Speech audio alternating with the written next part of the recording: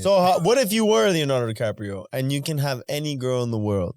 Wouldn't you want to pick a 25-year-old? All right, so look, Chris. And right? under. So check this out, right?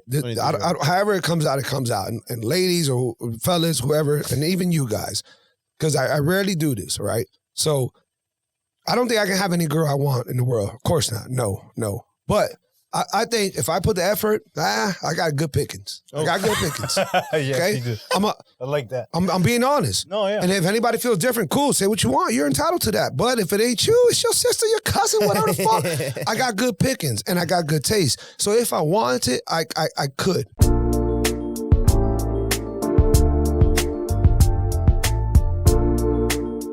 Cheers to the first episode of the and I'm honored to be with you the first guys. episode in our new podcast, and we brought back the one and only the GOAT. OG, right? My brothers. I appreciate. How you about guys instead so of the much, goat, man. the sheep, the black sheep. The black sheep. Yes. Hey, way to sweep that up. I like that. But I like one that. of the, if anything, I would say he's almost like our mentor, starting like the godfather of like this local podcasting. For us, man, you were such an inspiration when you brought us on. For us, I remember. You remember when we were invited on? We're like, yeah, exactly. us? What are we gonna say? Who are we, bro? Yeah, exactly. So it was such a nice moment. It was almost like a motivating moment to really like continue digging deep and moving forward. So, and I always say it, like it really is like thanks to you, because you were really like a big brother helping us and guiding us into the process. And like fast forward now, like where we are today, a lot of it was kind of like a catalyst with you. So and let me take that from you guys now, and let me just tell you, like walking into this brand new studio thank you. that I want to let everybody out there know, we have not updated each other in almost over a year. I think over a year since the last time you guys were on my podcast, and I think it's been over a year. So that's when I got the last like deep, updates. You know, where we communicate on Instagram, we text each other here and there, funny shit, whatever. And on the way over here, I'm thinking I'm going to the last setting of the podcast. And I'm like, wait, hold on. This is a different setting. This is a different route. This is what's going on.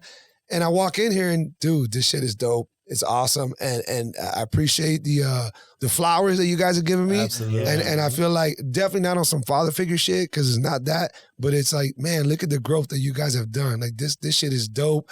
If anybody out there was here seeing that this is where you guys are at now, Crazy. On top of your following and everything else. I mean, cheers to you guys, and it's great to be where we're at, and let's keep making it happen, bro. Let's do it. I'm excited. Yeah, so this is like my second IPA that Wes brought us.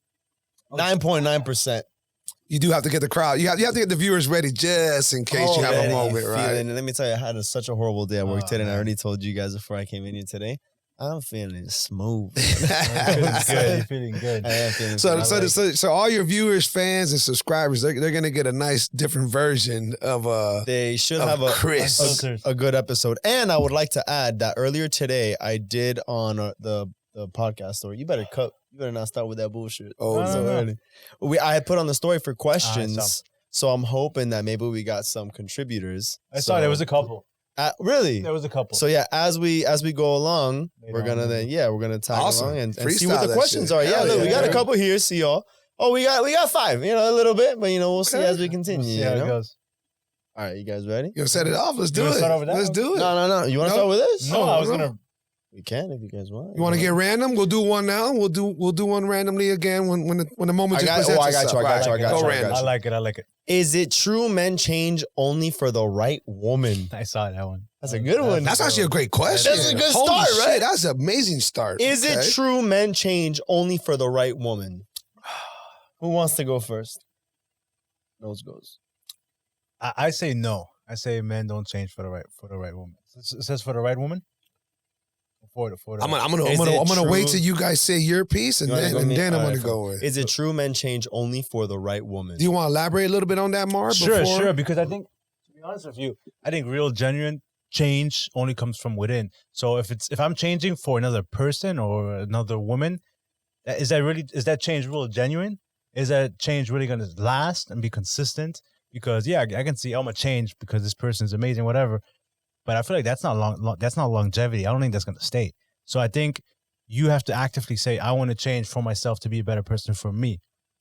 not to be better for somebody else or to be this person for that person. So to me, that's where I'm from. So because I've been in that position where I met an amazing woman and I tried to change, but that's lasted a couple of months. The honeymoon phase. Oh my God, everything's amazing. That shit fades away real quick. I mean, that was the case for me. But the minute I wanted to change for myself because I saw the problem that I was going in my life, the direction I was going, I wanted something different. When I made that change, that was genuine. That was real. That was raw.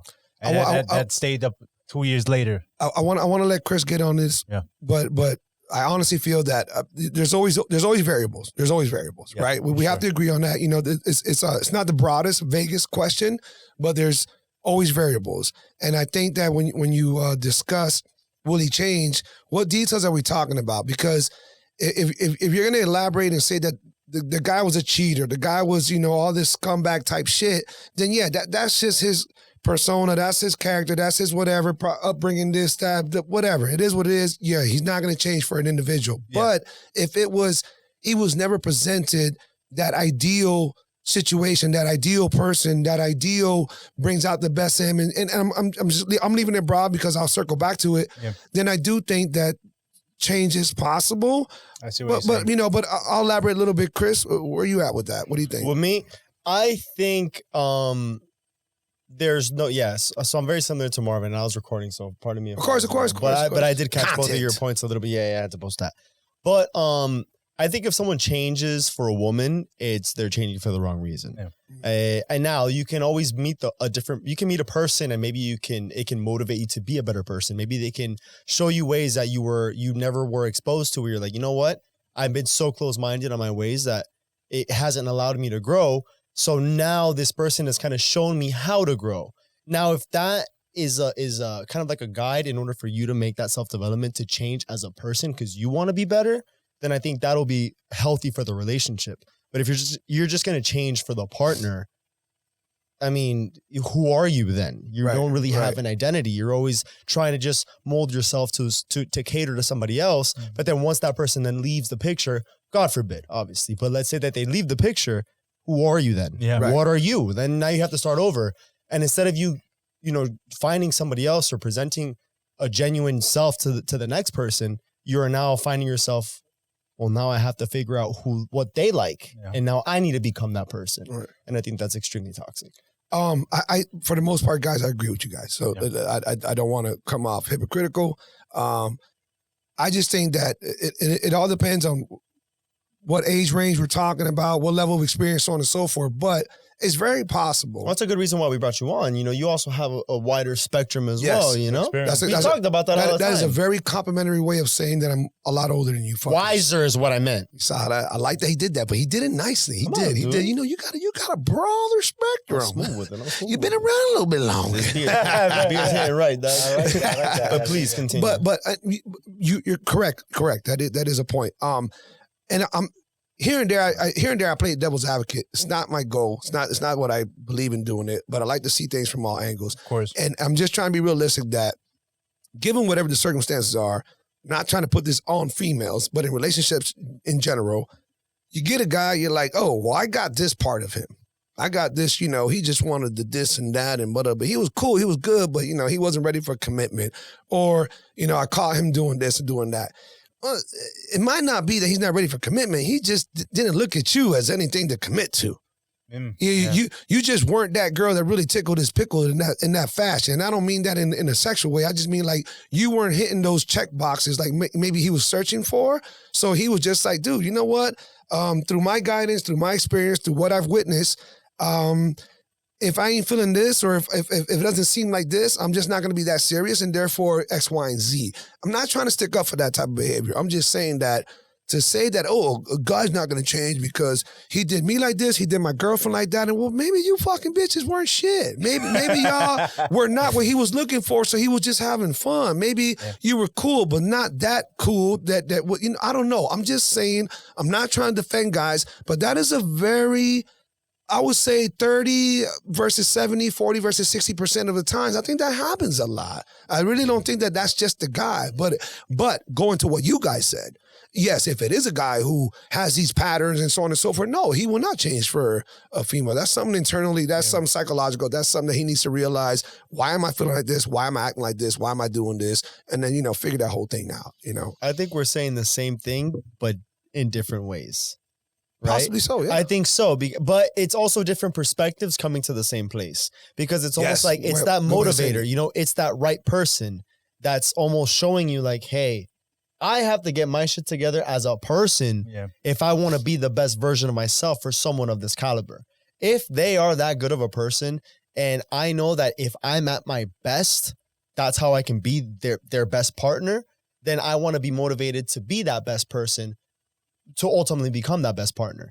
But if you want to become the best partner because you think it's going to make you a better person, I think that's kind of the problem. I think that's where it can kind of crash. I can't use you guys as an example right now, and I do want. Obviously, we're going to talk about that because like we're telling everybody, I gotten an update from you guys in over a year, and I know you're both in relationships, and this is great for me. I want to hear all this, but using myself as an example, sure, so that I can again. I just, not to defend these dudes, but just to kind of paint a better picture to these women who asked the question, whoever said that.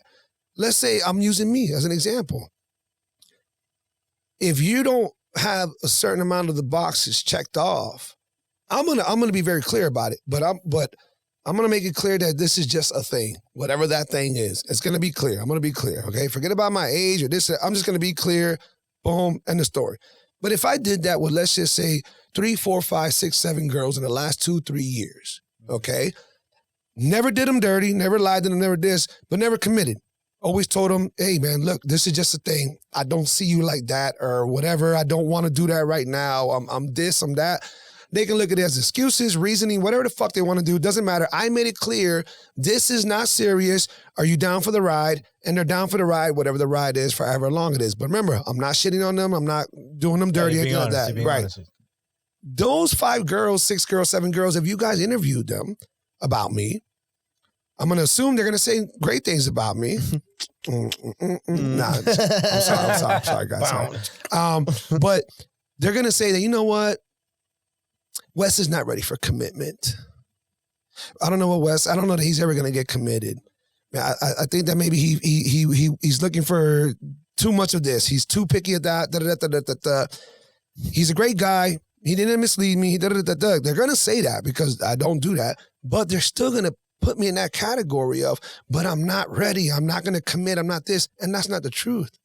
The truth is that none of you guys were hitting enough boxes checked off. None of you guys were what I'm looking for to try to commit to and go to that next level. And you have the right to assume that I'm being too picky and this and that. Cool. It's an opinion. You can do that. But it's not that I'm stuck on this and I can't change. You get what I'm saying? That's why I'm trying to slyly defend those, But are you honest from the beginning? That's what I wanted to say, because I am. But the thing is, if you are honest from the beginning, why would they say then that? they wouldn't be saying that, because it's like, oh, but I knew what I was getting. It's almost like Leonardo DiCaprio. No, but let's talk about it. But what they're still going to say is that I'm not going to change, and that part is not true. That's what I mean. They're going to say that they're not going to say anything bad about me, but they're going to say that I'm not going to change. Wes is going to do this to all girls. He just wants to this. He just wants to that. Yeah, he can't commit. And they're wrong. I would love to be in love. I love it. I don't say get married. Like that's a big ordeal. We've had that conversation. I'm sure we'll have it tonight. But I would love to be in love and have my future forever and all that. But you girls just weren't the ones. Right. Right. And I made it clear. Don't fire back and say that I'm not ready for commitment. No, you weren't the one that I was ready to commit to. That's all it is. Personal. I also think Does that make sense? I think that's such a tough pill to swallow for a lot of women. Because I don't think women... Oh, go ahead. It's kind of like me now. I think that was so cute. Yeah, I think you're jumping right now. I think just women, like, they're not used to being said no to. They're not used to being rejected. So when you tell them, I don't want anything serious, it's almost like... It can't be me, it's you. Can't exactly. What were you going to say? It's you. But I feel like the woman, let's say in your example that you were, Okay, right. Relationships with, whatever it is you want to call it. I feel like just because you didn't choose them for something more serious, it doesn't necessarily mean that there was something wrong with them, right? So you at guys, all, yeah, exactly. right? At all, they just weren't. They just weren't what you were looking for. You looking for in terms of long term, or the next step. So I think if I'm a cowboy and I love to fucking stick my boots in cow shit and jump on horses and kick rocks, I don't want a city girl. I don't care how beautiful and sweet and awesome she is, and she loves MMA. She is not going to want to get muddy and dirty and all this and that. Why? I'm sorry. I'm not going to entertain this. I'm looking for a cowgirl to settle down with me on the, and by the way, guys, I'm not a fucking cowboy. But you get the comparison. You see what I'm saying? But it also doesn't mean that he won't date, city girls, to get a little. But then the argument is like, why would you date them if you're not going to see a potential long-term he just future? did the whistle. Because, dude, whatever, people just date to date sometimes. And the fact that he's clear about it from the get, it's already enough for them to decide, well, okay, I don't want to or I do want to. And if they say yes. And by the way, he chose a word that gets used very loosely nowadays. Why would you choose to date? Well, hold up. I didn't say I date. I let these girls know date number one. This is facts. Ladies, any one of you guys, if you want to fire back, if you know me or you dated me or you slept with me, whatever the hell, go ahead. Did I ever hold back? Did I ever lead you on to that? No. Yeah. Date one, at max, date two. But I'm just very upfront. I think everybody should be to an extent, obviously. Of course. So it's not dating? Like you weren't dating them? Or what would you call it? Because I think, correct me if I'm wrong, everybody's entitled to their opinion. Yeah, of course. When you're dating, it's with a sincere approach to I want to see if this can be more. Sure. I want to see if this can be more, and let's give this a try, and I'm gonna give it a genuine try, and so on and so forth. Regardless of exclusivity or anything like that. Once I mean, guys, tell me if I'm on an island by myself, and there's exceptions. There's always exceptions. Don't you know pretty quick whether that vibe is there, that chemistry is there, that there's something about this, and I can, you know what? I can try this out. This is all right. There's something about her. There's something about, and then you go extra, and then isn't there something where it's like, all right, I dig her. I like this, like that, like this, like that. I can't. You crazy? Yeah. She's no, sorry to blast. She's a bartender. I can't get a bartender. Be serious. Fair. All that competition, late hours, this, that, whatever. I can't. So no, but let me ask you. So what are some of those quote unquote deal breakers that you see? Red flags. That where you say, you know what, this is not somebody I can take it to the next level. Because you mean, said bartender, were you serious, or is it something that maybe? I mean, what about nurses? I wasn't fooled. I saw that you guys mentioned that. But you know what? But I'm not. It bothered me that she was talking that shit like that doesn't happen. Yes, it does. Yes, it does. My brother told me. Shout out to a close friend of mine, Adriana. She's told me. Like I've heard so many stories about that. Maybe she's a little angelita. Wait. No. I gotta fucking look. Listen, what my boy told me right now. After the podcast, the clip gets posted, and he goes, "My boy worked for Nicholas Children's Hospital. Let's just say that hospital is full of the same culture, puteria for days." And I'm like, "It's got to be the same for every hospital." He then says, "For sure. One of my girlfriend's friends is a nurse and works in a hospital. Huge whore, fucks all the doctors." So, ladies and gentlemen. Ladies, what hospital? Take me to this hospital, bro. Let me check it out. Don't date nurses. Yeah. Well, listen, when you're confined to a certain group of people, no matter what the situation is, you're gonna conform to those people. Yeah. Maybe you talk very proper, you're educated, you're this, but goddamn, you work with 6 ghetto ass motherfuckers.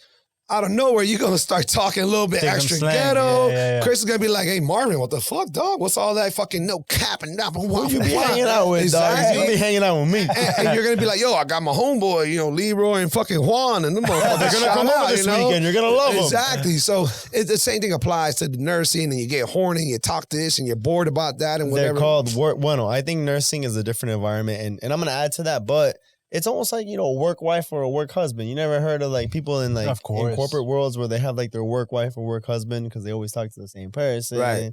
And the same shit. But a lot of times when that happens, they're cheating on the real one. Also, that's where the affair is. But in a hospital setting, from my understanding, it's almost like, because if you think about it, like how often do nurses work? What is it, like 3 days in a row? Or not 3 days in a row, but they work like they were 12-hour shifts. Yeah. You're literally there for 12 fucking hours in the same environment with other people that are probably stressed the fuck out just the same as you are. But hold that. Yeah. And then it's like, now the only people who are going to understand this type of stress are the people that I work with. Of course. And then so you vibe with them. And at the same time, if you're thinking as a doctor, like, yo, even I would want to date a fucking doctor, bro. If I met someone that like, I'm a doctor, like automatic, like horny. You know what I mean? That's a big fucking deal. That's an attractive thing. So imagine all these like maybe young nurses, maybe even male nurses as well. They meet like this badass doctor, a doctor who did the work, got to that level. They're good. They're prestigious in the hospital. Yo, like that's like easy bag for any doctor to get whatever girl that they want if they're scumbags. But if they have that work-wife, work-husband relationship where like think of all these nurses and I'm not gonna lie, bro. Every single nurse that I see, they're pretty fucking fine. Yeah. Every single fine girl that I know, that what do you do? I'm a nurse. You know what I mean? So it's like, you're in that environment, they got these doctors, none of these doctors looking down on you and like, oh, I can give you a letter, reference letter and I can hook you up, if only you. Wow, that's a little extreme. Hey, you never know. I mean, but, I wasn't gonna go that far. Listen, I knew a nurse directly, and I think I even said it on that podcast, who she was banging other nurses and doctors in the stairwells in between shit. You did say it on the podcast. Thank you. By the way. So, would you ever date a nurse? Would you ever date a nurse? Back to that question.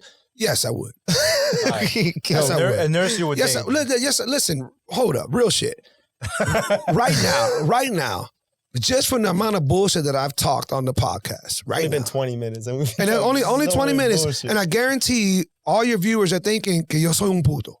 That I'm probably sleeping around, that I'm probably full of excuses. They're all going to jump the gun and think this and think that, whatever. And I haven't even told them my career choice. Well, they don't know shit about me. Well, right? You've been on the show before, so if they're loyal fans, they would have seen you. We hope so. We hope so. Right? So check out link in bio for his first episode. Make sure we put it there. Love it. See what Wes is all about. That was a fun one. And by the way, check out his podcast as well, where we were on there. Well, how many times? Too many times. I got twice. Yeah, really? Twice. You guys hit the 3. You guys were the first ones to hit 3. We got 3? No way. Yes. 3 times, bro. So you can check that out as well. So hey, a little pin for him. Black Sheep perspective. Please continue. But yeah, man. So thank you for the shout out too, man. Like a fucking veteran. Look Come on, at dog. Damn, y'all came a long way. Look at this shit. We're getting close to year 3, son. This is fucking natural to me. Is that what we're hitting? We're hitting 3 years? February. In February, it'll be 3 years. February 14th will be the launch. Yeah. The 3-year. And you guys started right before me. No, I think you started before us. No, we started in February. Gus, you're already out there. Really? Yeah, you recruit. Yeah, like Gus recruited us because we had just launched our podcast. Oh, okay. You were a little bit ahead of us. Okay. But yeah, by November, you started in November, bro. You're right. That is when I started. Yeah, yes, February, right. 4 months. Yes. Okay. And if that ain't love, I don't know what. That is love. Thank you. Even I remember. Chris said that on IPAs. Black Friday. Yeah. Black Friday. Yeah, Black Sheep. That's he's right. He called it, by the way. That's the coffee breakup. I remember that. Fusion. But no. So look. Going back to it, right? Yes. You're gonna roll the dice no matter what, right? And depending on the type of individual that you're dealing with, kind of like the card game that you're playing, you're gonna deal with the cards that you're dealt. So if you choose to fucking roll the dice with a stripper, there's a 99.9999% chance. Yeah. She's still going to be a fucking stripper, and you're not going to turn her into a housewife, right? We all hear that, don't turn the hoe to a housewife, right? But if I was to take in like, a lot of nurses be fucking around, this and that, all I'm going to say is none of them got anybody in front of them that's giving them a better option. They have not been hit with that love bug. They have not been attempted to like, hey. There's something else out there than fucking your coworkers. And I ain't a piece of shit, and I'm not that easy to get, and whatever. I am one of a fucking kind, one of those things. And then especially, and I know we're referring to all ages, but when you find a comfort zone, and it's way more dangerous when you're older, When you find a comfort zone, yes, great things never come from comfort zones. These guys' fucking new podcast studio is phenomenal. And I was just saying that off the top of the head. I wasn't even looking at Nah, that, you dude. saw that. when you find a comfort zone, you get complacent. That's with jobs, relationships. That's with everything. It happens. You get complacent.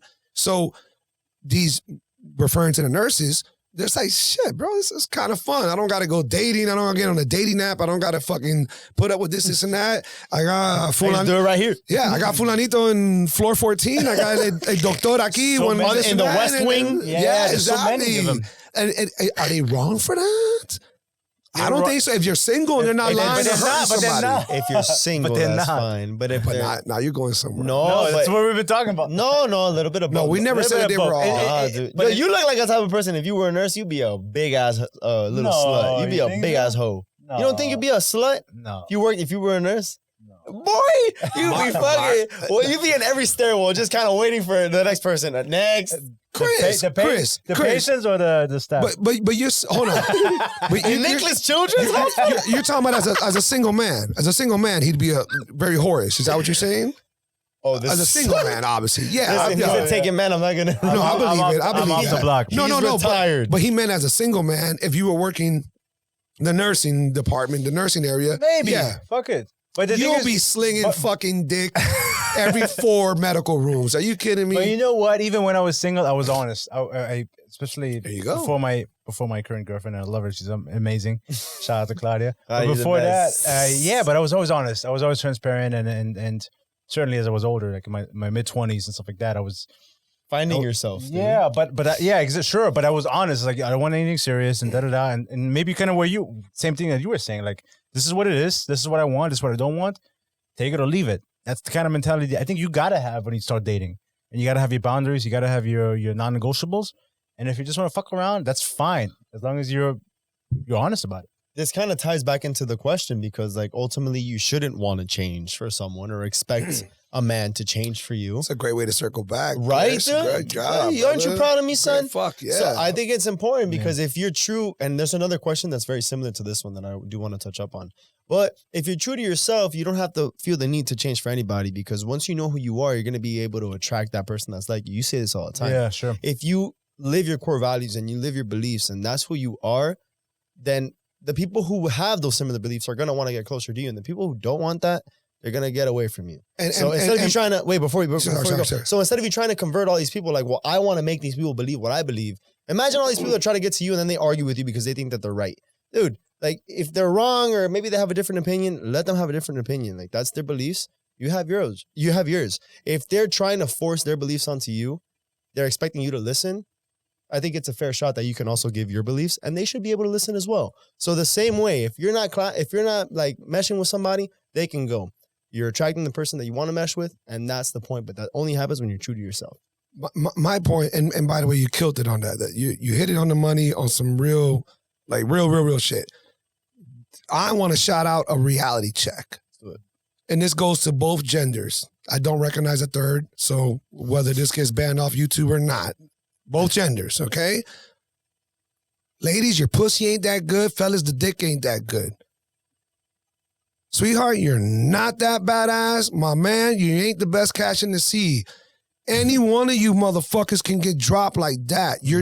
Just because you're good looking, or you might have good sex, or you might have a great job, or whatever the fuck it is, that might not be the total package. So whether you get in, you get your foot through the front door, or you establish a little something.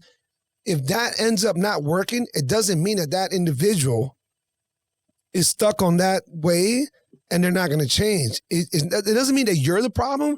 It could easily mean that you just weren't the one. Yeah, that's all. You guys weren't compatible. Yeah, that's it. Exactly. You can just leave it on that note. Yeah, you just weren't the compatibility. You didn't reach the compatibility peak that individual was looking for. Period. You might have had a lot of greatness, and that's why it went 1 month, 2 months, 3 months, sex, whatever the fuck it is, but it just wasn't the ultimate. So don't be so quick, unless it's obvious, don't be so quick to think that person won't change. If I may, I would like to jump right into the next. I mean, there's other questions, but there's another one that's right. That's literally right, like into this ballpark. When couples, so I asked what topics we want to talk about, and then somebody said when couples are really different / opposite pros, cons, advice, limits, compromising. So when couples are really different, they're opposites. Like, is there any pros, cons? What advice would you give to limits or compromising? So I kind of want to tie this into that one because it's almost very similar. Yeah. Where every relationship's gonna have some level of compromising on a very minuscule level, and I know Steve says that's the death of a relationship. But for example, like if you wanted a darker brown and I wanted a lighter brown, and then he's like, I think a lighter brown would look good. The compromise would be, all right, well, maybe a lighter brown's not that bad. That's okay. But when it comes to these differences, where we don't need to force beliefs onto somebody else, instead of us trying to convince someone who doesn't align with us, we should just not try to convince them. Why waste our energy? Our energy is very valuable. Right. We can just invest that energy into someone who's willing to listen. And those who are willing to listen, you'll attract more of those people. And then they want to talk to you. You want to talk to them. And I think that's the point. So instead of being in a position or in a relationship where you're like, well, what about, the difference is like we have so many of them. Instead of trying to find them, maybe this person just might not be the person. Right? Yeah. I think essentially it really depends on what the differences are because you're not gonna be a clone of somebody else. You're not gonna always be looking eye to eye with every little thing. But long-term relationships, marriage, that's what life is about. You're gonna realize you're gonna find yourself having to make compromises. But if those compromises are small, what do you want to paint a room, or where do you want to go on vacation? Small things you can compromise on that. But big monumental things, marriage, kids. Some of these career choices, big choices like that. Where do you want to live? Some of those things you can't really compromise. What is the compromise on you want to like to travel? Some people don't hate to travel at all. So am I going to spend the rest of my life compromising with somebody that on some of the core that values doesn't align with you? Right. And that core values that are so important to me? Or am I going to find somebody who sees life through the same eyes and through the same vision as I do? But the difficult part, Marv, is that unless you're a hard ass, unless you're someone who literally draws a line, I think I'm one of them. You draw the line and it's like, that's the fucking line. Unless you're that person, most people, they don't have a level of like, well, this is enough. Enough to like walk away? Yeah. Yeah. And that's the problem. And if they did, I think if they did, because they never draw that line. They just think, well, I'll put up with this, I'll put up with that, I'll put up with this. They never told themselves, this is the line. I'm not going to put up with this. Obviously, cheating should never be one of those. We're talking about these small things that we're discussing. But they never established that, whether in their own minds or to their lover.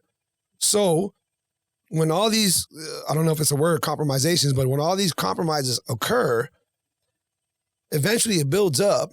And it's like, how long have we been doing this for now? I don't know. What are we talking about? 6 years, 8 years? Yeah. If we're talking compromising and whoop-de-woo, we're in the 5 or better year round, right? So when you start working into those quarters, 5, almost 10, or into the 15s, there's probably a kid in there. There's more than likely we share this, we share that, we got this, we got that together. Yeah. Now it's even harder to walk away from. So when you put these variables in there, it's like, okay, it's easy to say, certain things you can overlook, but then other things you shouldn't. Where do you draw the line? And when do you draw the line? Do you do it early like this asshole right here? I was like, oh, this is the fuck I want. Oh, damn, Wes, you saying all that on the first day? Yeah.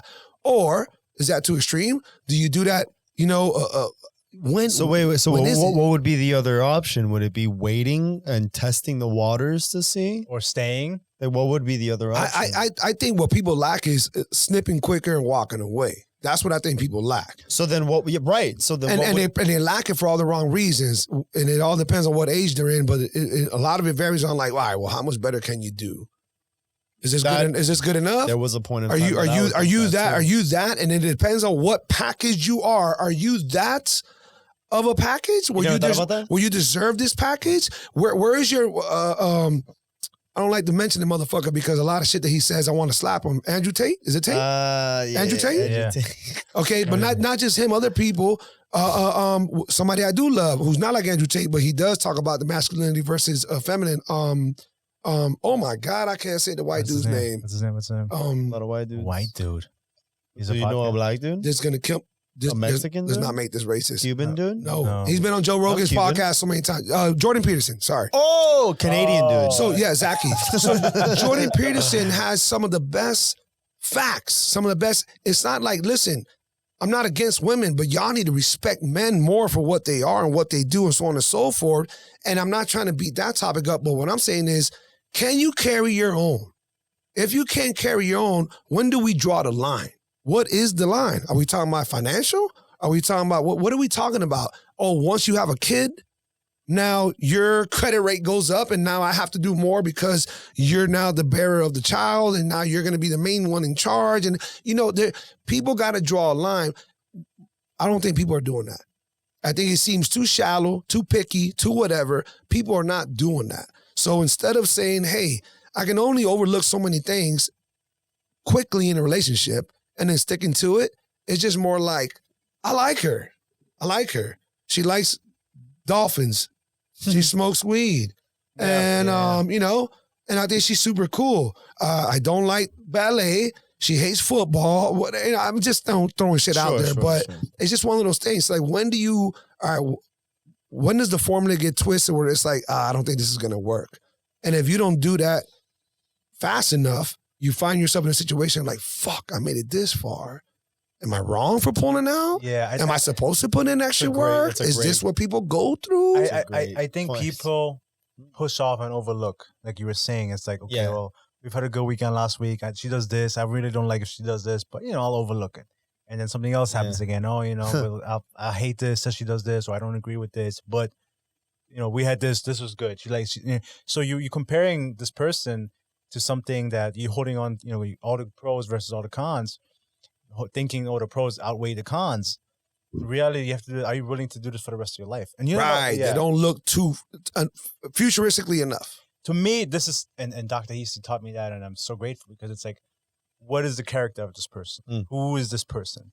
Because that character, we're in our late 20s now, that character is not going to change. My partner, Claudia, she's a good person. She's kind. She's genuine. She's honest. It's not going to change. So if you have this person, Claudia is awesome, dude. She's incredible. Really, she is awesome. You'll meet her. You gotta meet her. She's awesome. She's awesome, and I know who she is, and I know how she's gonna be in 5. That's not gonna change in 5 years, in 10 years, in 15 years, in 20 years. So for me, it's like, is this person gonna stick by my side if some of the dark days? There are gonna be dark days. That's what you have to realize. It's not always gonna be suns and flowers and roses and vacations. Is this person somebody I'm gonna be with on some of my darkest days? Because they'll happen. And if the answer to that question is yes, and that's somebody that you can build a future with. But me and Claudia, the great thing we've had is we've had these tough, difficult conversations at the beginning. And she has boundaries, non-negotiables. So do I. Some of those, she wants to get married, she wants to have kids. If I don't see eye to eye, then that relationship would be terminated on her end and on my end as well. So that's something that we see eye to eye with. But a lot of people don't have that conversation. So a lot of people are afraid to ask these difficult questions because they're afraid that the answer may not be what they would like to hear. But it's difficult to talk about these conversations. It's uncomfortable. Uncomfortable. We'll deal with this another time. So I'd rather not even feel this way. Yeah. Is it easy to agree right away, just on the basis of what we're all chiming in on, that being honest as fuck from the get-go is the key? The key. Is the key. If you want to restrain just a little bit for whatever private reason, whether it's sexual or something personal or whatever, or a pet peeve you don't want to absolutely scare somebody off with because it's small, cool. But minus that, you should be pretty fucking blunt off the rip. I was thinking, you gotta be a blunt motherfucker, to be honest. And Chris has said it. I was reading some of the stuff that you wrote. Over communicating. You said it. I did. You read it. Of course, I read it. Thank you. It was really good. Very well. Thank you. It was. Yeah, it was. Thank you. I appreciate that. Why are you surprised? Coming from you, no, because he's a good writer. Because he sent me something and we were working on something. It was a little aggressive, but it was me. Yes, it was you. You felt it. But I could feel it. Damn, I felt really warm inside for you saying that. I love that. Yeah. You need to tell the editor that when this clip comes up, just put hearts everywhere around you guys right now. And so he's very big. He's very big on over communication. I feel like that kind of is a foundation of a relationship. And like, this is how I feel. This is how I feel at any given moment. You got to know your partner and how they feel. I'm never afraid to tell Claudia how I feel, and I'm sure you feel the same way. I have a perfect example. Like there's times that sometimes I'll be with my girl and like something happens and she knows I'm mad. Yeah. Right. And then I don't even let her ask me. I look at her and I'm like, okay, let's talk about what just happened. Because clearly, you know, I'm upset. And then I'll tell her, I'm like, look, I don't like how this happened because this is why I feel this way. And when I feel this way, this is why I react this way. And I don't want you to feel like you're at fault. I don't want you to feel like you did something like that. But if I don't tell you, you're going to continue doing it. So I just want you to understand before it happens again, or if it does, we can talk about it. But please, this is why I'm going to act this way because of that. I don't have to do that. I can ignore it. I can go away, boundaries, whatever, talk about it. No, I'm like, listen, before there's any questioning, because I also want to, I'm empathetic. Like I think of what she may be thinking, like, oh, maybe he's pissed. Maybe I did something wrong. So now she's going to be walking around with that. Oh, like, what did I do? What could I have done different? Oh my God, is he upset? Did I do this? Yeah. It's like, no, you know what? Fuck that. Like before that even goes through your mind, because I don't want you to feel that way. Because if I were in your position, I wouldn't want to feel that way. So I'm like, listen, you know what? I'm a man, I'm an adult, and I'm going to tell you what's going on. This is what happens. This is what I feel. And so I tell her everything. That way she knows. And then sometimes after she'll be like, oh my God, like I just feel really bad. I'm like, but don't. Like, this is why we talked about it. Like we talked about it to not allow this to happen again. You didn't know. And I can't get mad at you for not knowing. Because am I upset that it happened? Sure. But you didn't know. So I can't get mad at you because you didn't do it on purpose. You did it on accident. So why would I get upset with you if there was no malintent behind it? And I think having that conversation and having that understanding, I think that's where the fluidity happens in the relationship. At least for me. I'm sorry, bro. I got into it because it was like, dude, I got an example. Exactly. No, you hit it on the money. Yeah. I've been the same way the very few times that I've been in a relationship and I've addressed certain situations. Same way you just did it. Like, right. I almost felt like I was giving a business presentation. All right, so listen. Like PowerPoint. We're about to have this talk. Swear to God. We're about to have this talk. Obviously, I'm worked up. You looking like you know that you did something wrong. We're going to talk about this shit. Now, listen, and then I just start breaking it down. I like to say this, even though obviously when you freestyle it goes differently, but I like to say this to establish boundaries. I'm going to say my piece. I'm going to appreciate that you shut the fuck up and let me say my piece. You're going to give your response. I'm going to shut the fuck up and give you your shit. And then we're just going to freestyle one or two little smooth whatevers. And then that's it. We need to get past this. Yeah. Because I'm not about that bullshit. I'm not, you sleep on the couch, I sleep on this. We go, no. Let's talk this over right now, blah, blah, blah, blah, blah, whatever. And let's get past. Doesn't mean it's all going to be lovey-dovey, but it's more like, all right, we're done doing it. All right, good. All right. little kiss on the list. All right, boom. Yeah, I'm going to go, because I'm not like that over it, but I'll be right back. Yeah. And then you come back and it's like, all right, come here, girl. Yeah. But because you did it right. Yeah, and I think it's so important when you talk about long-term relationships, especially if you think for the foreseeable future, you're going to spend the rest of your life with this person. You're going to have fights. You're going to have disagreements. You're going to have arguments.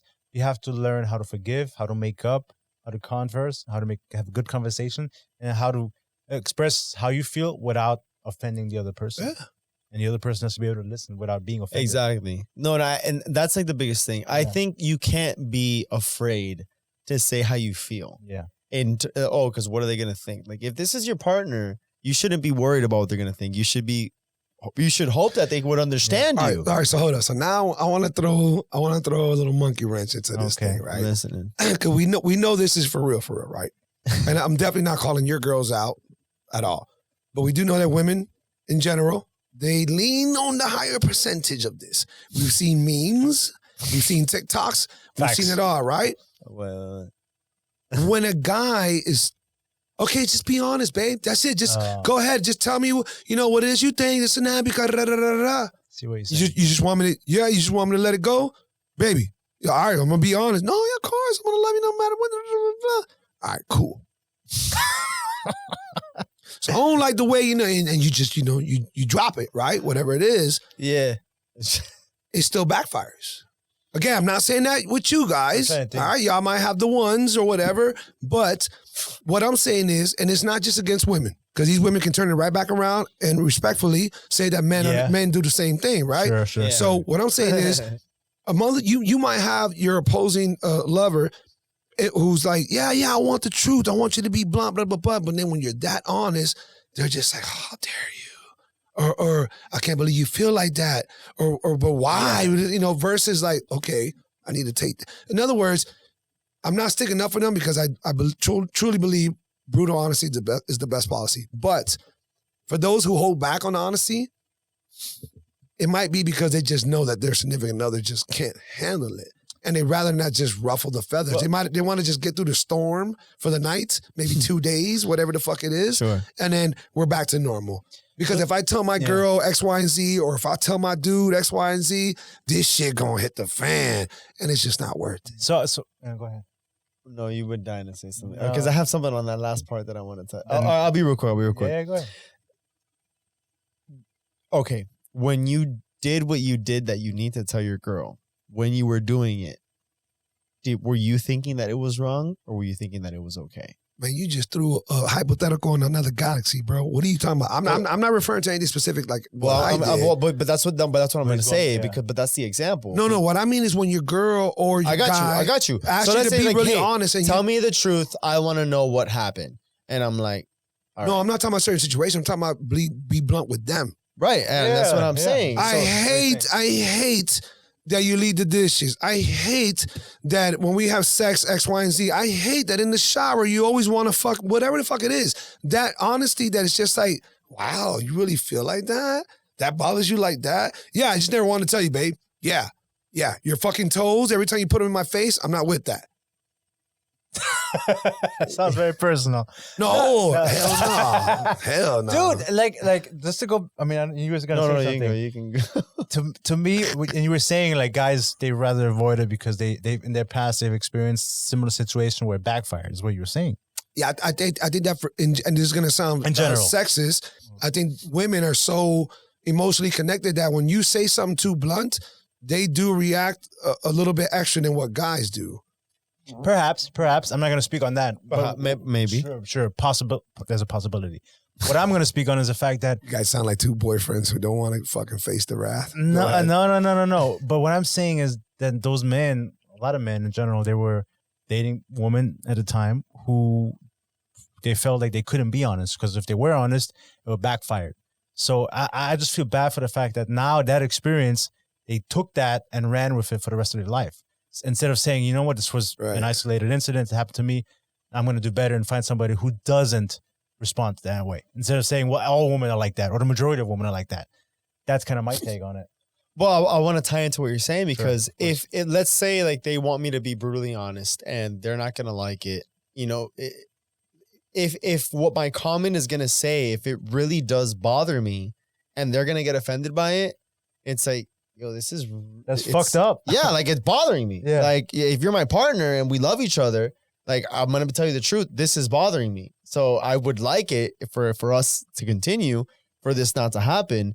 I don't think there's anything wrong with that because then long term it's now I gotta walk on eggshells. I gotta walk around to not be able to tell my partner. Okay. So then what else am I gonna now be avoiding to tell them in order to not rise up an argument? Because then, wait, before you go, yes, that's only going to build up more because as time goes on, they're going to catch on to all that bullshit that you're hiding because you don't want to get them mad. And that's only going to get to more because then it's like she gets mad for everything. I can't tell her shit now. Yeah. Right. And then she on her side is going to be like, I know this motherfucker lying to me all the time. But how common is that? I mean, when we hear stories, how common is that, right? But it's a problem. Again, so you guys can consider yourselves black sheep. Oh, you saw the plug-in?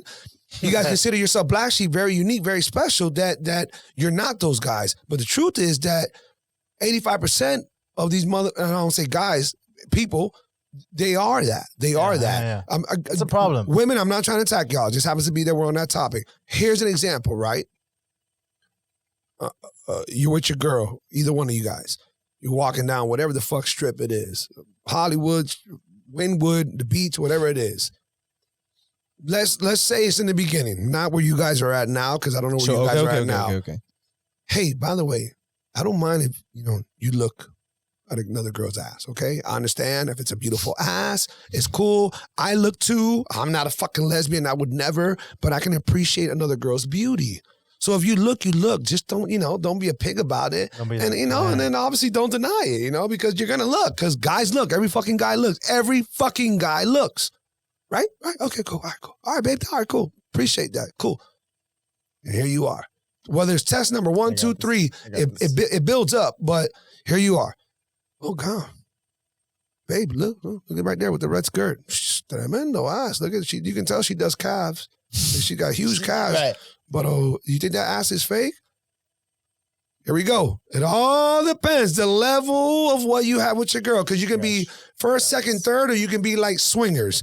But you're gonna be like, she got a nice ass, looks like she works out. Calves, But babe, look at this and then it starts going, okay, if you say, man, I'm not gonna lie to you. She has tremendo ass. She can at least squat 225 for sure. And she does calves at least twice a week because you can just, goddamn, babe. So I can't squat 225. I'm barely at 145.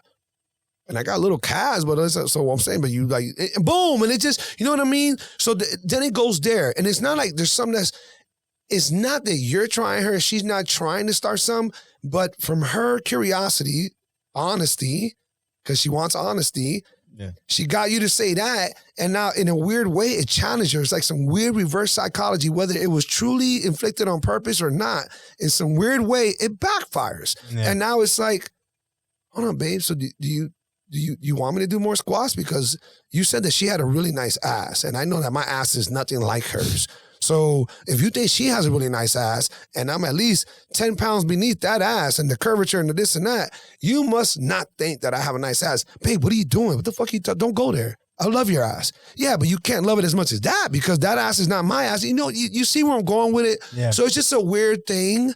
And I think if you don't have enough confidence in that brutal honesty, there's a weird setup there, here and there. That's an insecure bitch. That's what that is. She's insecure as fuck. And I'm going to give you another example because this is one time that I was at the beach and I was walking with my girl and there was these 4 girls that were tourists and they're walking by and they're like, hey, where can we get some food? This and that, whatever.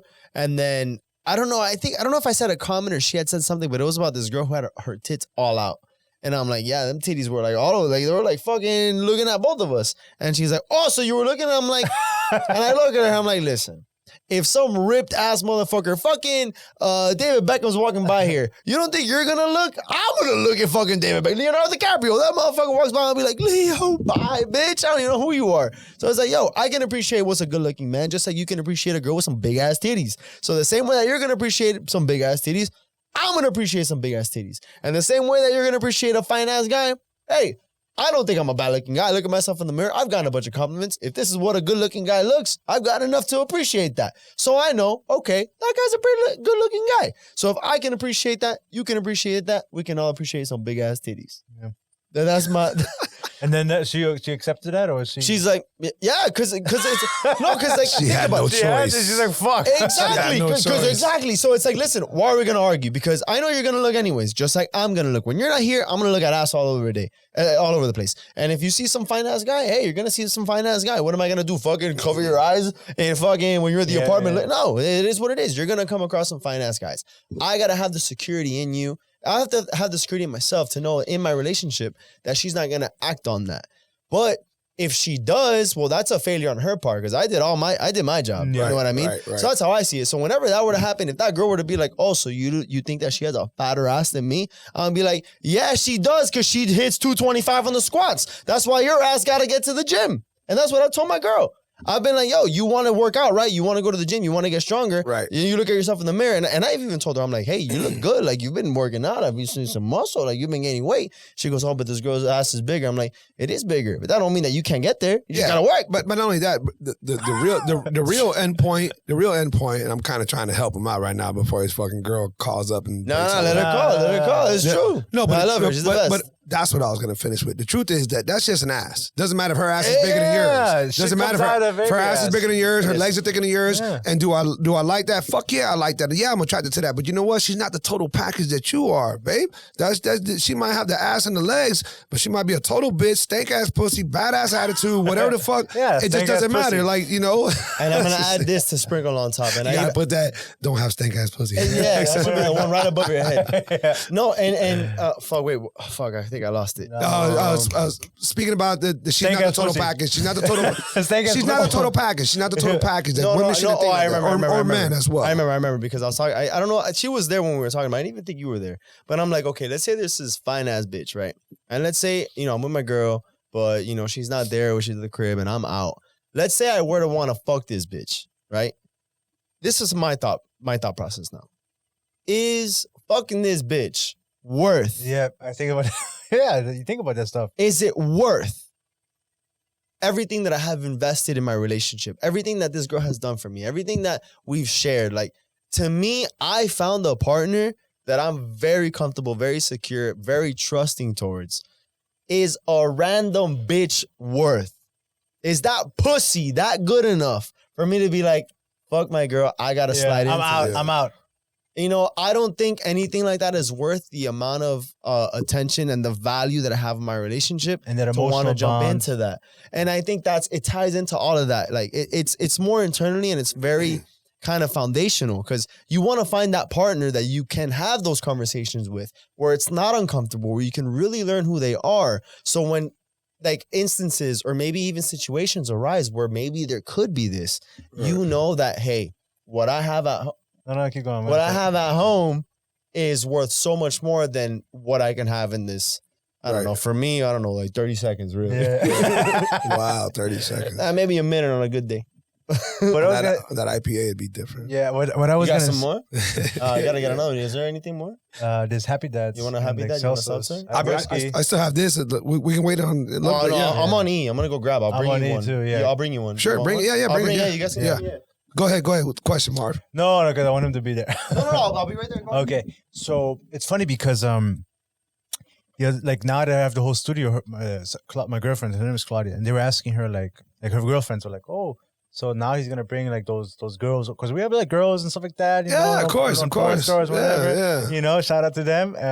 And he's like, and they're like, oh, like, are you comfortable? Like now he's gonna bring those girls into the podcast, and he lives there, and they're gonna come over there. And she's like, yeah, like of course I'm okay with that. Like so she understands, and it's like it's a silly thing. What does she think? What do these people think I'm gonna do? Like fuck the guest afterwards? Whoa, wait. People asked you about that? No, like Claudia's friends were like, oh, like are you? Yeah, like putting his girl on the spot. Yeah, like oh, now he has a studio in his apartment. He's gonna bring those girls there, and like, and like, aren't you feeling some type of way? And Claudia's like, no, of course not. Look, listen here. Well, of course I don't. Wait, before you end, one of my boys told me the other day, because they had saw like the recent like people that we had on, and they're like, Viera only has one requirement for his guests: fine ass hoes.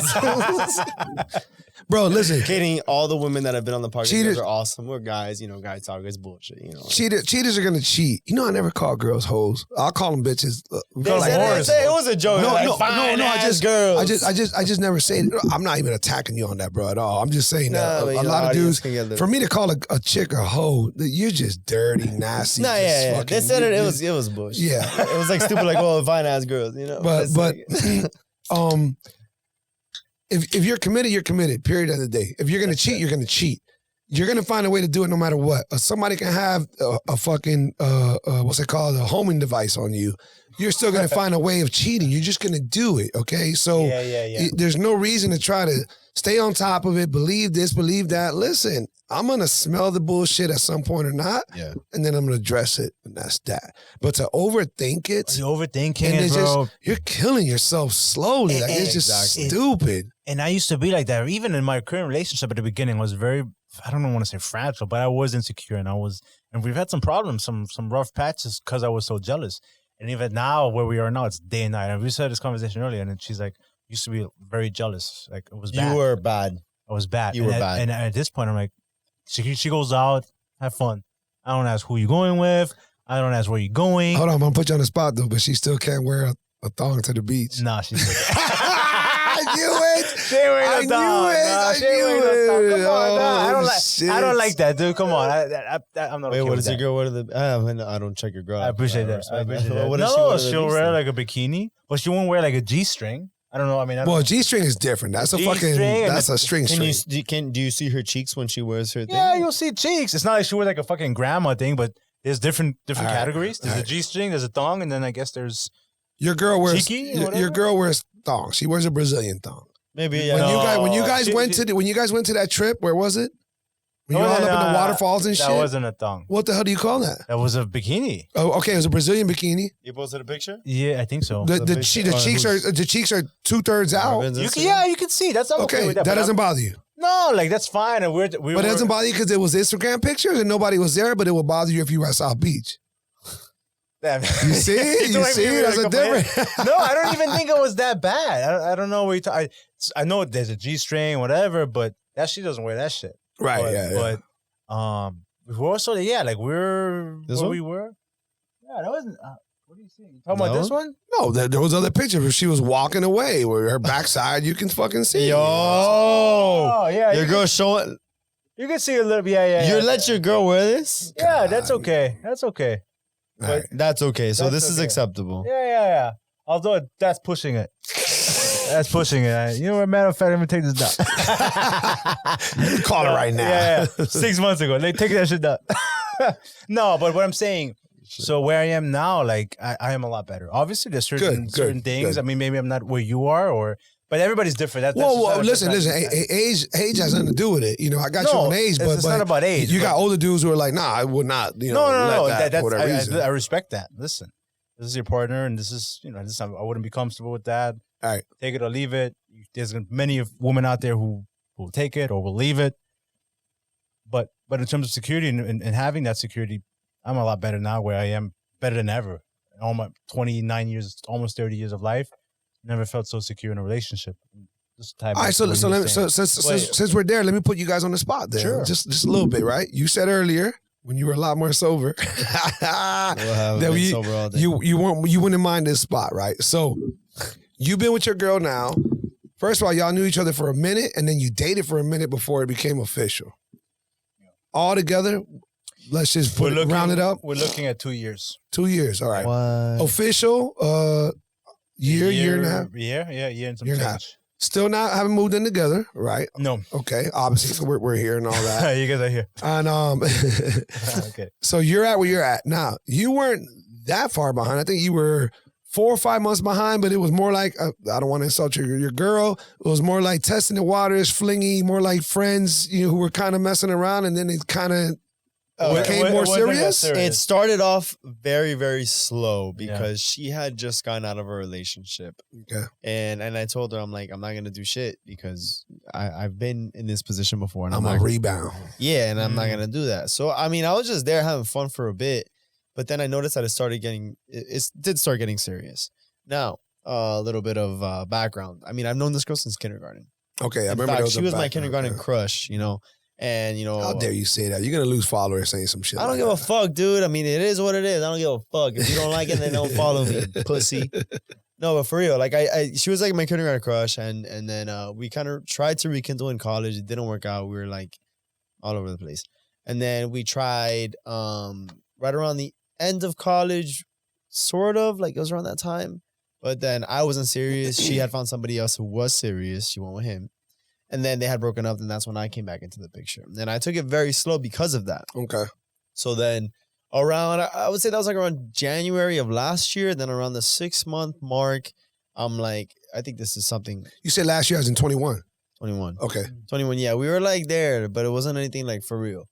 And then around halfway through, I'm like, okay, this might be something. And then that's when, like, in the beginning of this year, so in February, that's when I had asked her out, like, officially to put the fucking title on. But, yeah. You guys still say that? Bro, I had to. Bro, you have no idea. All her friends were like, what are you going to ask your friend? I'm like, shit. I'm like an adult, dude. I'm not supposed to ask, will you be my girlfriend? When you get older, if you're not with those girls, you're going to love doing that barbaric shit of like, yeah, what do you do? You know you're mine, right? Yeah, what do you do? What do you do? I consider you my lady. That's it. That's true, dude. What do you? How old are you? Not like 45. I just turned 45 in June. Well, congrats. Not like that. Thank you. Not like that, but you definitely don't do like.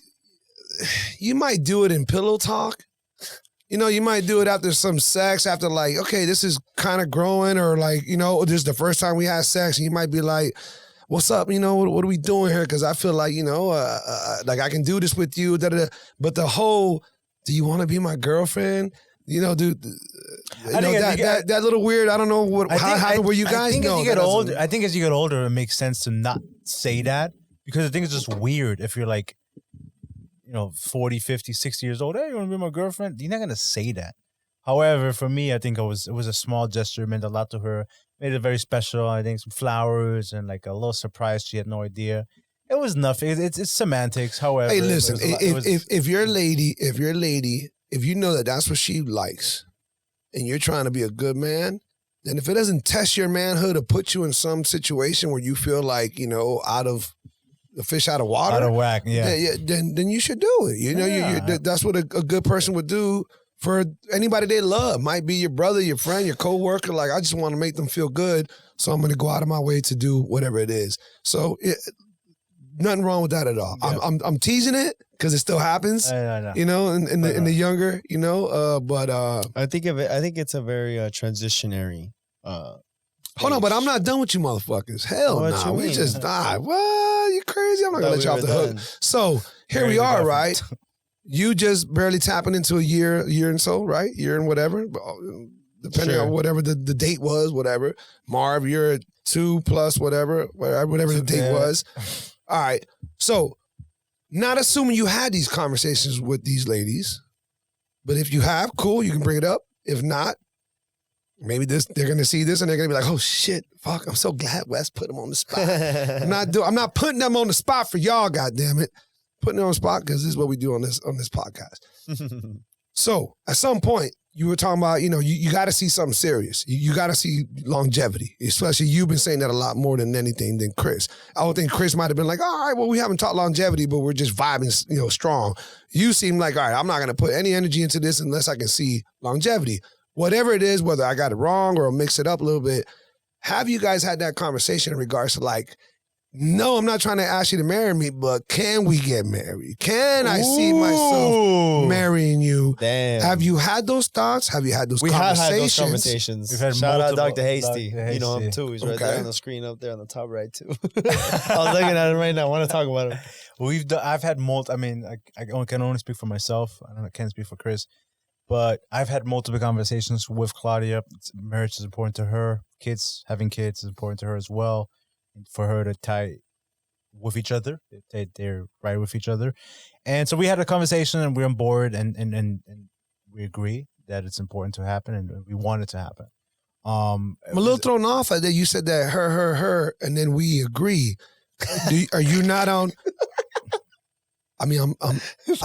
I mean, it's official though, right? I'm not making that up. No, go ahead. That's true. Are you conforming? Are you going along with it? You got similar beliefs. No. Are you going along with it because of her, or did you yourself want to have kids by a certain age? Did you want to get married by a certain age? Or is she kind of like, hey Marv, you German motherfucker?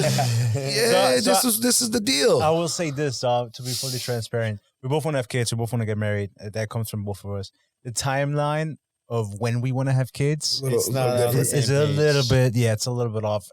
Also because I'm a guy and I can have kids at 45. But you have to also understand that your partner, which is why, of course, there's a time clock that is ticking, and so that is why we're saying, okay, like we found. You haven't even turned 30 yet, right? You're about to. Couple months, I'll be 30, and she'll be 29 in December. Man, motherfucker, you talking like y'all ages apart and whatnot. No, however, so ideally, if it wasn't up to her, when would you want to do it? It depends where I am in my life. Yeah, but I could see mid-30s. Okay, because the problem is, so you look at it more career-wise. You want to make sure you're in a certain. Set, dude. I want to be. All right. I want to be set. I work at a restaurant. I have 2 jobs. This is, I know where I get you. Yeah, and that is very important to me because I've seen people struggle all my life. We're in similar positions, friends, family, and everything. I don't want to be another statistic, and so that is important to me. And I told her I'm sorry, but I'm gonna draw. That's what we're talking about. Draw the line. That is my line. I'm not gonna have a kid. Just have a kid. And she was cool with that, and she understands that. I mean, I hope so. She understands that. And she's the same page. She's far from being ready, and I love that about her because she doesn't pressure. She never pressured me for anything. However, she does have certain conditions, like I want to get married, I want to have kids, I want to be married to have kids, and I agree with that. I want to do the same. So we're on the same page. Obviously, anything could happen in the next couple of years, but there's a plan, there's a layout. Chris, before we get to you, what is the weird timeline of like when you move in, or there is no move in without marriage? So that's, or there is? What's that? She felt very strongly about that. She doesn't want to move in until we're at least engaged. I think now that has changed a little bit. I think realistically, maybe next year she'll move in. Realistically, she lives here already. Where's she from? She's Colombian, but she lives in Canada. Claudia, dile a los parceros eso que dejen la tradición eso que ya coño, like stop all that old traditional shit. Like no, the fuck out of here. But I get where she's coming from, and it's funny because we have Dr. Hasty, we did his course and whatever, and he actually agrees. Did his course? Yeah, we did like it too. I did it too. Yeah, Chris did it too as well. Awesome. So he hypnotized you motherfuckers to fall. He didn't hypnotize. No, but he died. He's like he's the GOAT. He's a great awesome. Great man. He's awesome, brilliant, man. very sharp minded. But yeah, he kind of advises against moving in together before. I remember I saw the podcast, the second one. Yeah, He said don't move in before marriage. And you believe in that? I don't. To a certain degree, I can understand. I don't. To a certain degree, because if once you move in together, that getting married, having kids process slows down a lot. A lot of people just get complacent. We're already living together. Oh, fuck, I'm pregnant or whatever, I'm going to have the kid. And that marriage, a lot of times, never really happens. That is a fact. And then also in another aspect, once you move in together with that person, it's just a lot of the things, you just become too comfortable too quickly. You think so? I believe so. And everybody I've spoken to and people who've been living together for 5, 6, 7 years aren't married, don't have kids, just kind of going with it. I'm not saying that's every couple. Yeah. However, I'm willing to bet that statistic is on a certain age bracket where you guys went too fast and you're immature, you haven't grown up yet, you haven't even hit your 30s yet. It all changes when you hit those 30s. Sure. Once those numbers, obviously you can put in some different numbers and maybe there's a different outcome. But that's kind of where she stood, or she's standing. But I think realistically, probably by next year, she will live in. You know, she's helping out her parents and stuff like that. I respect that. But at this point, she's already here for sometimes 5 days a week. So I'm surprised she's not here. Yeah, she's going. She's at. When I walked concert. in here and I didn't see her, yeah, I was like, she's at a Karol G concert tonight. Okay, you let her go by herself. Exactly. We're talking about jealousy. Yeah, I don't give a fuck. What is he gonna do? Stop. Happens. Chris, speaking of, where's your girl at? What's that status about, huh? She's probably in the apartment right now. Probably. You don't know.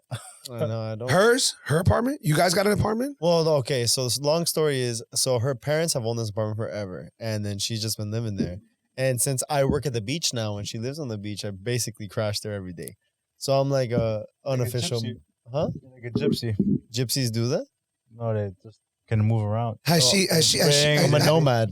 Has she asked you, not in a weird way, but like, hey, why don't you just fully move in? Why are you back and forth? It doesn't make no sense. Why don't you just crash at your parents' house when you want to go visit them and just live with me? I think you're like in a small percentage of men, because most of the time it's the other way around. Right. Yeah, you're in a position where it's her apartment. This makes it all more interesting though. So interesting. How's that? Does it fuck with your ego? No, she has to let you in. Not really. Not really. Because I am very understanding. Because at the end of the day, it's not even her place; it's her parents' place. Sure. That she's living there. You know, and we have a very healthy relationship. I would like to agree that we do. And she has made comments like, "Hey, just leave your suits here. Leave don't drive all the way back. You're working right here. Just do that." And like she's like allocated some space for me to go, this is your drawer, this is your toothbrush, this is your this and that. But again, it all ties into, we do have a very healthy relationship, and I try to be the best version of myself. Motherfuckers, to move in. What are you waiting for? I mean, I'm basically there. Like, for example, after here, I'm gonna go to my parents' crib, probably get another suit and go to the beach. Because that's the same thing. At the same time, like I work 6 minutes away from the apartment. So I think, but I'm trying to dig a little bit deeper into your brain. Sure. I really am. Like, are you hesitant? Is there something? I'm not trying to put you guys' actual relationship on blast, but are you tentative? Are you like to what? To just move in? Like, why not just completely commit? Like, you guys are already at that phase, and you already did the whole I'm 1 foot in and so on and so forth. Here's the thing. No, I see what you're saying. And she looks inviting. She seems inviting. Like, let's do it. Technically, you feel like it's too fast? It was an unofficial conversation. I basically am. Because the thing, like, Marvin was holding back. It's true. No, When was the last time you stepped at your parents' house? Exactly. You're living there. That's it. And it makes sense. But do you feel like you're living there because of the convenience? Right. Or because convenience because it's If right by my I job? still worked in Doral, I wouldn't. I probably wouldn't because I used to work in Doral. Yeah. So it was like, It I would make like sense. convenience. Like, I'm very efficient. But that doesn't mean that I wouldn't still allocate Sleep over time that to lot. her. No, Yeah, I that, would of still course. go, Right. of course. Okay. But it's very convenient the fact that it is 6 minutes away. But at the same time, like I look forward to also going back there and seeing her and seeing my dog is there also. So yeah, everything is It's basically no longer your dog. It's our dog. Our dog. Thank you. Thank you. Our. But Yeah, sometimes because in the morning I'll wake up, I go on Instagram, and he'll post like beautiful sunrise on the beach, and I roll up and I go, "Hi, Leo." It's like 7:53 and then one of like a coffee. I'm out. This motherfucker. I roll out of bed, fucking hi, Leah. People mowing the lawn. Hey. So what's another question that you're? Yeah. I do have another. I have one more.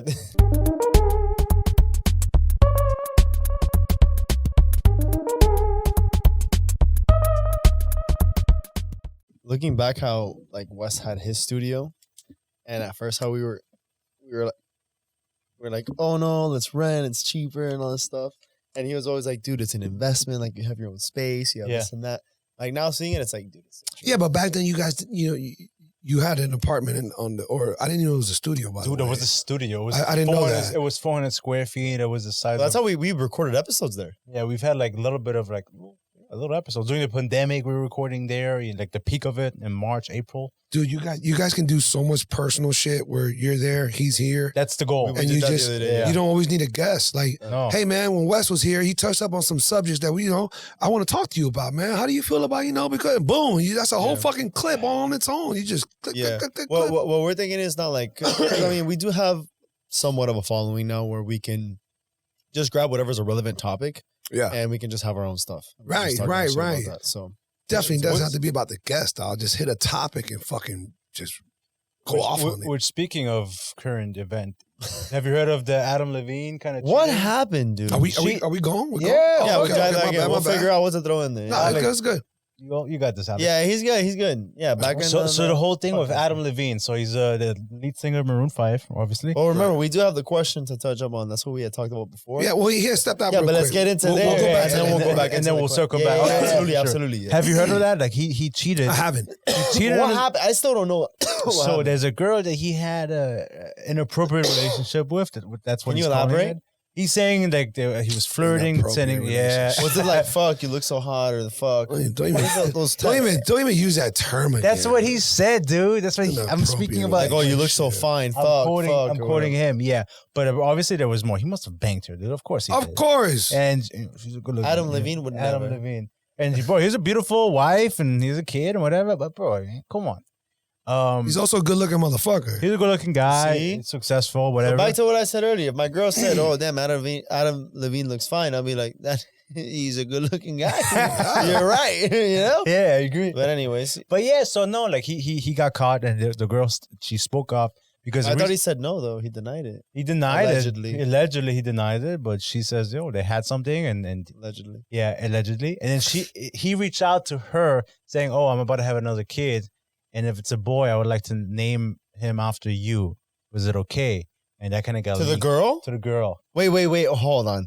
So he was about to have another kid, and he wanted to name it after some other girl. that he had he cheated with. Yes. So I think Sammy or Samantha was her name, and he's gonna name the boy Sam. I don't even know if this conversation is worth entertaining. So, first of all, is wifey still with him after finding out that he cheated? At this point, yeah. So I mean, Of course, it's Adam Levine. I'm sorry. Well, again, you're right. Again, 85% her, she's in, but I give 3 fucks to entertain this. It's like, what are we talking about here? Because of the money, because of it's Adam Levine, because of whatever, you're gonna put up with a dude straight up cheating on you, got caught. Publicly, you're put out on blast. Yeah. And you're gonna publicly allow it, permit it, and then now you gotten to this point where he's, hey, that's the past. But by the way, that kid we're about to have, I want to name her or him based upon my past, bitch. Yeah. Why are we talking about this? Well, the argument is she's obviously she now, like the wife now found out that he had an affair. She didn't know about Right. this. So the question presents itself: do you stay? Do you leave? So people make the argument, well, once you make so much money, you're in that level of industry. Certain activities should be allowed. You know, it just kind of comes with the gig. Okay, Let me elaborate. Come on, brother. I gotta set it up for you. Well, Marv, you're going to shoot yourself in the foot, brother, because as good as you guys are doing and as great as you guys are going to be doing, you're going to put yourself in that same Adam Levine shoes. And Claudia's going to be like, motherfucker. I see it too. How dare you talk about that with Wes? Because here you are with 50,000 followers, and every time I go to a restaurant with you, some fucking shiesty bitch is coming up like, hey, sorry, are you Marvin from the coffee? Yeah, snap me. And then eventually she's going to have the right to be like, yo, is my man cheating on me? The whole thing about what you mentioned way earlier in the beginning of the podcast, I was like, yo, are you okay with your man having the podcast at his place and all these chicks and porn stars and whatever? My girlfriend's not jealous though. My girl, she trusts me because on this level. Yeah, I mean, once I get bigger, 2 years in, come on, brother. Yeah, because you're still like small right now. I'm not. It's a small tough time. pill to swallow, but when you get that popular and panties throwing out you and this and that, the whole my girl's confident. My girl's she was, but it's like shit. Degree. Yeah, competition just went up. And the knocking that we heard earlier, that's gonna be a stalker waiting for your ass to open the door to give you a nice little. Didn't I say that earlier? Fucking around when you weren't here. I told you. What did you say? That there can easily be a stalker. Yeah, he goes, it's a stalker. I was like, bro, knocking on the door. You guys got enough followers where you never know that. Okay, you can say that. There could be an army of women is. outside. Yeah. I got a stalker at the gym. And it ain't because of the black sheep perspective. But she's my little stalker. And I know because everywhere I go to work out, every time I'm pumping and through a little ninja look, I look through my little peripheral vision and I see her. Every time. And she's just waiting for me to make contact. And she's actually pretty, man. She's good looking. She's thick. What are you waiting for? Why don't you pull the trigger? I don't, because she might be watching this, and I don't want to, I don't know. What you mean? I hope she watches it. Subscribe. This is like a warm. If you subscribe and like, she's gonna go on a date with you. And you mentioned that you think you might be the one that I'm referring to. I'll admit it. I just don't. DM the coffee breakup. DM our podcast, Wes, and we'll know it's you. What I'm just saying that. It can definitely happen, and the competition raises. And the same way you're talking about Adam Levine in that situation, first of all, my initial response is the same way I'll tell anybody if you get cheated on. Burn up the road, haul ass. And if you don't, you're an idiot. Yeah. Period, end of story. I don't give a fuck. If you're going to come up to me and be like, but Wes, the kids, the this, the that, I don't give a fuck. I don't give a fuck. You're going to hear it in the same IDJF, idgaff. It's gonna be the same thing no matter what. No matter what, doesn't matter. Now, if you really want to talk, is it possible, Wes, for somebody in that situation to change? Remember earlier we started the topic off with can people change? Yeah. Yeah. That motherfucker might have realized, holy shit, I got caught. I almost lost my children. I almost lost half my pay. I almost lost half my pension. I almost. Yeah, I changed. No, fucker. No, you didn't. She was willing to take you back because now she knows she has you on the shortest leash ever. Now she knows she can fucking jack that credit card up. Now she knows you can't say nothing for the next 5 or 10 years in regards to any decision she makes because you got caught. So is it really he changed or is it really something that you want to influence somebody to do? Yeah, forgive him for those reasons because now you got the whip. Now you're the one with this, with the weapon in your hand. No, I do think that if somebody cheats 9 times out of 10, they'll do it again. I do believe that. I don't think you rolled that dice again. I don't. If they were willing to jeopardize it for what we mentioned earlier, when you were talking about your girl, for a piece of pussy, ladies, I don't give a fuck how good your pussy is. It ain't shit. Never good enough. It's just sex.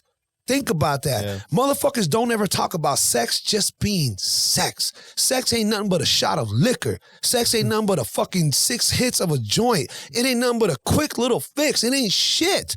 I've never done cocaine.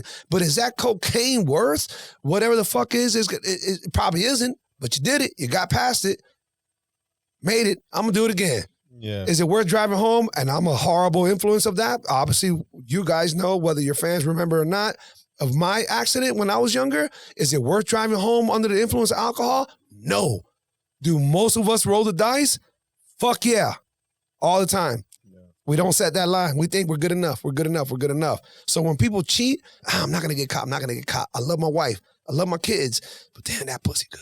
Yeah. Damn, I'm just so tired of this. I just want to get a little, So I don't think it. To go back to what you're referring to, no. What is my response? Walk away, run away. All right. It ain't going to change. It's not worth it. I think I have a better, another topic that's more in line with Wes. Tell me. Leonardo DiCaprio only dating 25-year-olds. I was waiting. No, that's a horrible. That's a horrible. Why you, I don't want to date 25-years. No way. Excellent. I said the same thing. Is that what you're? We transitioned perfectly. But if you were Leonardo DiCaprio, if y'all want to have sex, I'll be a happy dad. Shout out to Happy Dad. Y'all better fucking sponsor my boys, man. Happy Dad. Nice, no, thanks. These boys need it. But no. For real. Yeah, we do. So what if you were Leonardo DiCaprio and you can have any girl in the world? Wouldn't you want to pick a 25-year-old? All right, so look, Chris. And right? under. So check this out, right? However it comes out, it comes out. And ladies or fellas, whoever, and even you guys, because I rarely do this, right? So I don't think I can have any girl I want in the world. Of course not. No. But I think if I put the effort, I got good pickings. I got good pickings. Okay? I like that. I'm being honest. No, yeah. And if anybody feels different, cool. Say what you want. You're entitled to that. But if it ain't you, it's your sister, your cousin, whatever the fuck. I got good pickings and I got good taste. So if I wanted it, I could, right? Not on a Leonardo DiCaprio level, but sure. I could with more effort, all right? But I don't know what Leonardo DiCaprio has done, and it's funny that we're having this topic, and I love being put on the spot because I typically don't like to admit this type of shit. But if you've had enough experience, you don't look for that experience anymore because you already had it. If you're an adrenaline junkie, it's a little bit different, right? You want the next high. What's a better high, sure. Right? Cliff diving is not enough. I need to fucking jump off a plane, so on and so forth. Spearfish is not enough. I want a shark tank. I want to swim with the sharks. Whatever the fuck it is. If sex is not enough, punch me in the face while I bust a nut. Whatever. All that weird shit is just extremes, right? Well, in regards to that sexual youngins and all that partying bullshit, bro, I hit my extremes. I did it. I worked the club scene for 3.5 years, 4 years, and that's not a long time, but I did it when, and I'm not sorry to say it, but it is what it is, when 18 and over was only allowed at my club on a Friday, and then 18 for girls. And then 18 and over was only allowed at my club. It wasn't my club, it's where I worked. Was only allowed on Saturdays in 3 clubs, and the other 2 clubs were on the beach. So every youngins, you don't want to drive that far, they stayed in the Grove. So when I tell you that I was thrown a plethora of fucking young chicks, it is what it is. I don't need to go into details. Sure. It is what it is. True, yeah. I lived it up. I was a single motherfucker, and y'all don't know, I got out of prison about a year earlier than that. This was life. Are you kidding me? What? I'm not going to commit to anything. I'm just going to have fun. How old were you at the time, if you don't mind me asking? So I got out when I was 25, and I got that club gig like at 26, and it was right as I was turning 27 that I became head of security, and then boom, it took off from there. Was it? Yeah. I mean, I'm not lying. It is what it is. It's not, and that's not a bragging thing because anybody in my position could have been in the same situation. It wasn't about me. It was just the position you were holding. That's it. Yeah. If you work at a club, especially back then, not nowadays, I don't care if you're the fucking bar back. If you're the bar back and you're like, yo, I can get you and your girls in free. You fucking something, bro. You fucking something. If you can hook up a girl and her friends to get into a club that was hot, you're sticking your dick in something. Ladies, you know it. You've been there. Yeah, so I had that fun. So now, fast forward, that shit doesn't call my attention. I'm no longer that dude. That whole pussy and young girls and all that. Bro, I had fun. Now I look for that vibe. What is the age range that you How young would you date? I would never date 25, man. If I dated under 30, you'd be a special breed. And I don't even want to entertain that thought. No. you'd have to be 30 or 30 or better. So what's the sweet spot? Have to be. What's the wheelhouse? Like 34, 35, no? Probably, yeah. Good sounds call. like Yeah, I think it'll fall there. I think if I was gonna label the ideal person and all the X, Y's, and G's, it'll probably be right there. You want kids? No, hell no. Yeah. That boat came and passed. No, I don't even know. Because here's the thing, because you may still be able to, but the only way that it would make sense if they were young enough to be able to bear children. I mean, you could always, with someone who's a little bit. Well, shit, you know what? Since you're touching on that topic, and that's a huge topic, man. Kids are a ginormous topic on any level. Y'all's age, moving forward, myself, and anybody else involved. I tend to think, I don't want to beat this topic up because that's definitely what this podcast is about, but I think people undermine the whole kids thing. I think people get... Undermine? What do you mean by undermine? I think people get, dare I say it, they don't ever want to acknowledge it as such. They get very selfish when it comes to kids. Let me open up. Okay? Selfish when it comes to kids. Meaning they want kids for the wrong reasons. Elaborate. And okay, please. I've had this conversation with several people, especially when I was a coach at the UFC gym. I think I know where you're going with this. Wes, how can you not want a kid? I give all my reasons. Okay, I'm not trying to beat up a dead horse, but why do you want kids? Don't you want a little mini you? You just want a little bit. Think about what you just said. What the fuck? You want a little mini you? That's got nothing to do with love, passion. You just want to see you in somebody. Yeah, you already have you. You want to create, oh my God, I did that. Because it's a great, don't you guys feel awesome about this new podcast? Yes. Oh, why? Because you guys made it. This is your baby. This is literally your fucking baby right now. Look at you fuckers looking around right now like it was literally your baby. Like a baby. Yeah. Right? But it is, and you should. This is how proud you should be, right? But this is the same thing that hits people when it comes, in my opinion, to the baby talk, right? Yeah, but this doesn't cry at 3 a.m. though. So that's why people undermine what it is to have kids. I agree. So then there's a second level, right? Well, hold on. Aren't you afraid of being alone when you die? Who's going to take care of you? Who's going to this and that? All this about you again. The same selfish reasons keep coming out. You're worried about you. It's about you. It's not, why do you work here? It pays good money. You love it? Nah, pays good money though. Why do you want to have a kid? Because of all But have you thought about, that don't matter. It's just, it's the same thing. But then when that shit hits the fan, you want to leave the fucking job, but you stick to it because you're already there. The kids, of course, a parent would never be like, I'll leave my kids. But parents, once these kids hit 10 and above, you can deal with all even though it's chaos from, infancy to 10, once 10 and above, when the comprehension level is different, the attitudes are coming, the temptations are there, personality, the little penises are getting hard, the period is coming, oh my sweet Jesus, what the fuck did I sign up for? Yeah. And at that point, it's just like, all right, I've never been in this relationship long enough. I don't love him like I used to. I wish he or she was different, but I got with him. We got kids. I'm just going to tough this thing out. I think parents do the same thing with the kids. They love them. And of course they love them. But dude, ideally, it changes your life. And if you're thinking, listen, I love kids. And if you see me with kids, you'll be like, man, you're full of shit. You should be a father. No, I love kids. It's a lot easier to love kids when I can give them right back.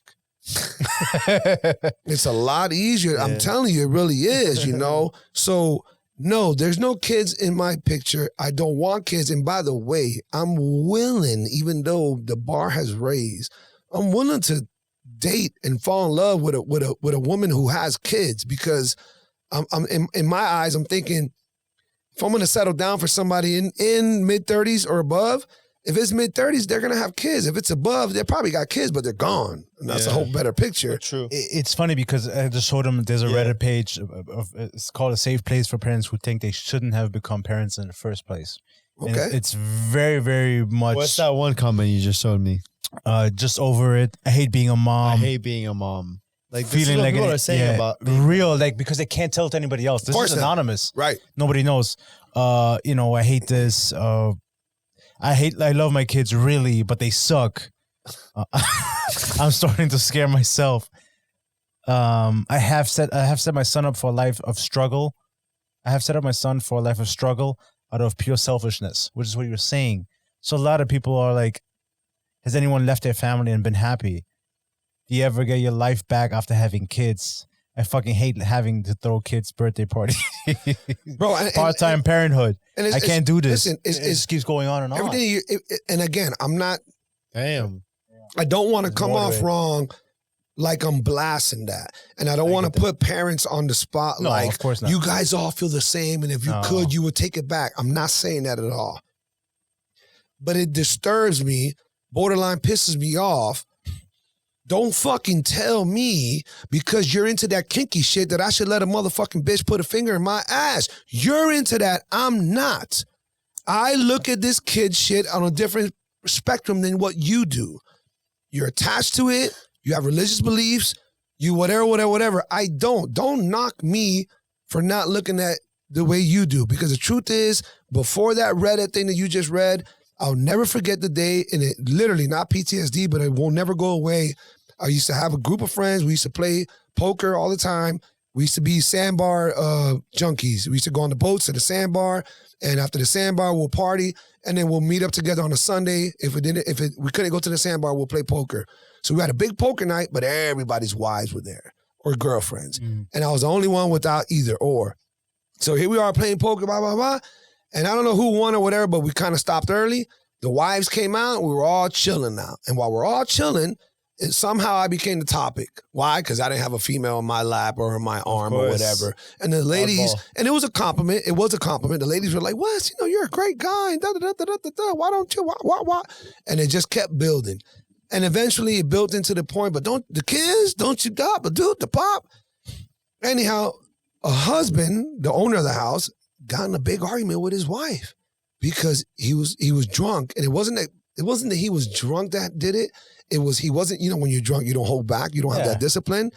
So he told her, hey, why are you putting them on the spot like that? Not everybody wants kids. All right, we're here. I love my kids. You love your kids. But not everybody's like that. You know what, Wes? Don't have kids. They're a pain in the ass. They're tough as fuck. I got 2 daughters and they're gorgeous. And all I can think about is scumbags like us who are eventually going to try to this and that. And he just let it out. Well, he had a little bit more in the system than alcohol. Yeah. I didn't know that until later, but the truth came out. It came out, and then here's the better or worse part about it.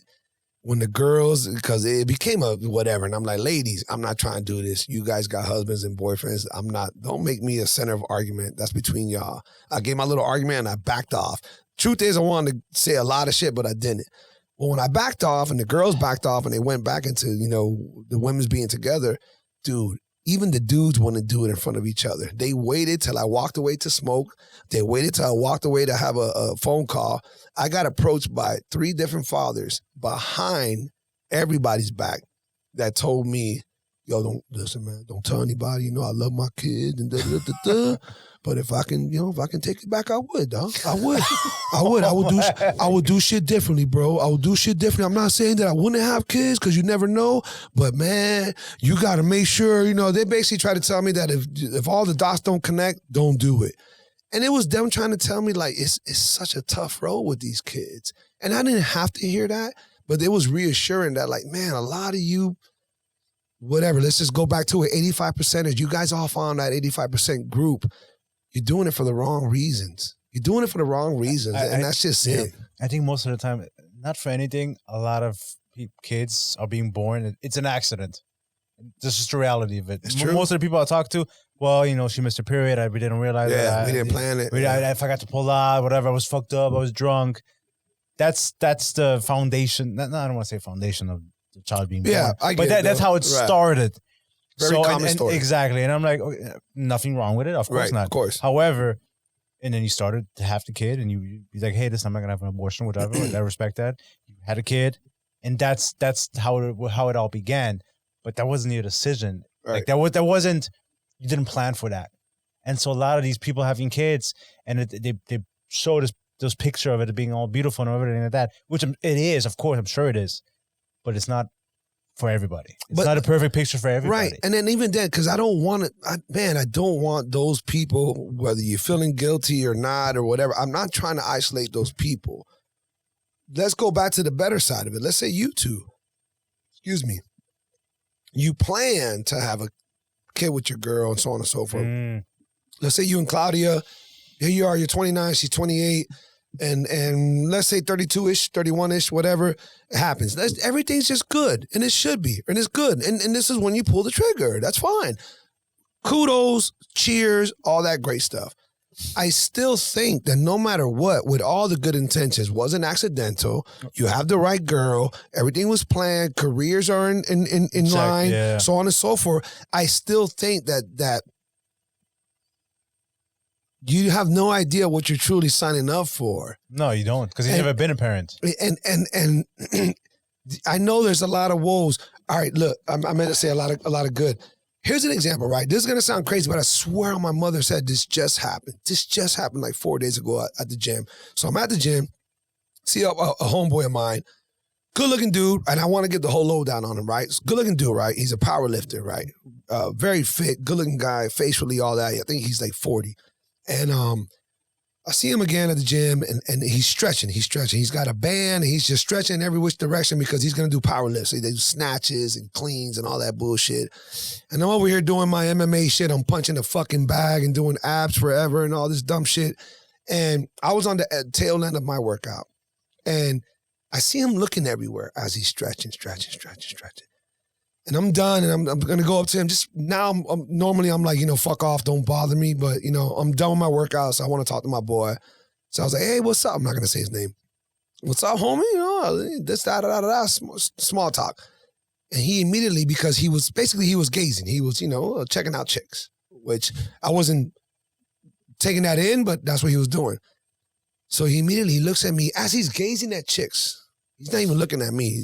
I never gave him a hint of I'm doing anything with any chicks. It was a busy Tuesday evening at the UFC gym, and the bad ones were all out, and it was like a 5 o'clock, and it's just there was honeys everywhere, right?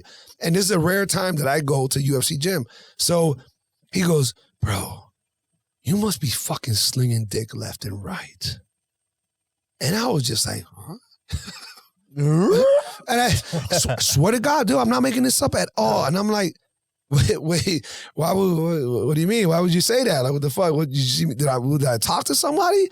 He goes, no, bro, I'm looking around. There's just so much fucking ass out here. Like, you're single, right, Wes? And I'm like, yeah, but no, that's not what I'm doing, though. I mean, I don't know, it sounds weird telling you that, but he's like, well, that's because you got a girl or something.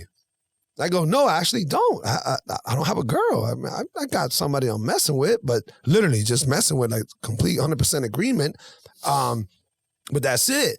He's like, oh my God, bro, if I was you, I'd be doing this. All right, pause. So when I saw him before COVID, and we had a big catch up, he told me, we were catching up on life and not the kids, he told me he got caught cheating, right? Told me he got caught cheating.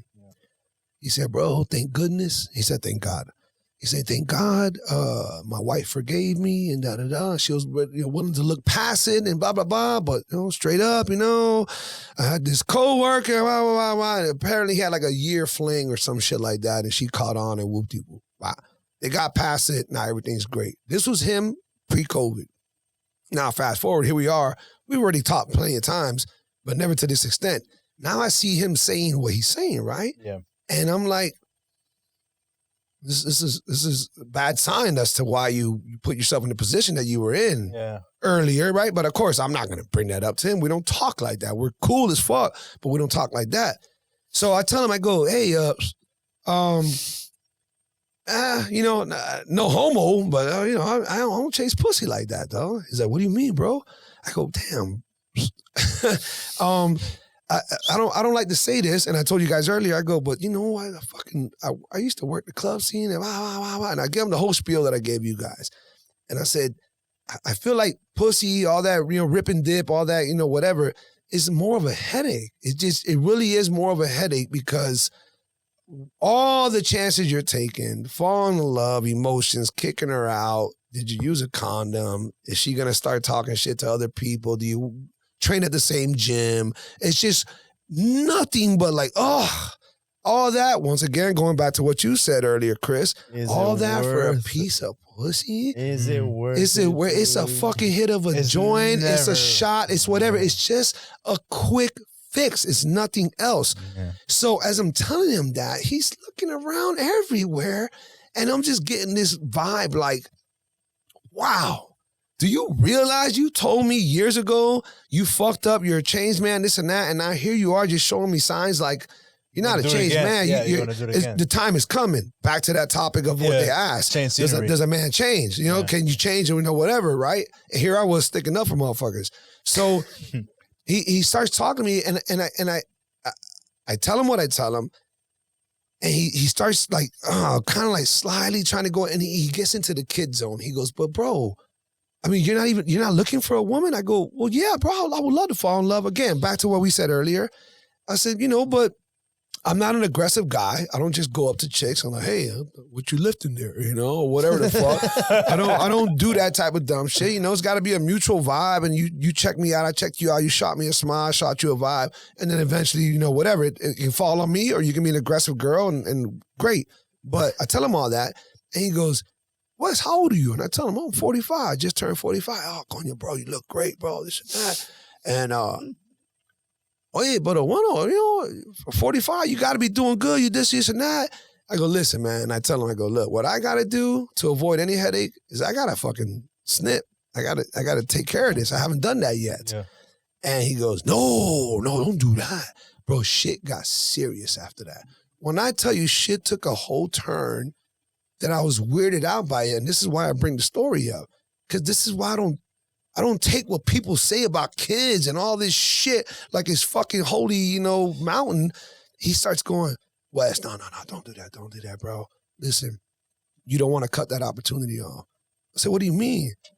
Well, you never know, man. It might hit you and you want to have a kid. I go, no, I don't want no fucking kid. That's not I go, homie, there's no void here. There's no void. Don't think I'm your average motherfucker who's just talking because he hasn't found love and all that. No, bitch, I want no kids. I think they're headaches. I think they're this. I think they're that. I have an amazing niece who fills my void. I had, rest his soul, an amazing nephew who filled my void. I train kids. I've been training kids forever. Do you know how good it is to be like, all right, you're acting up, go to your fucking mama.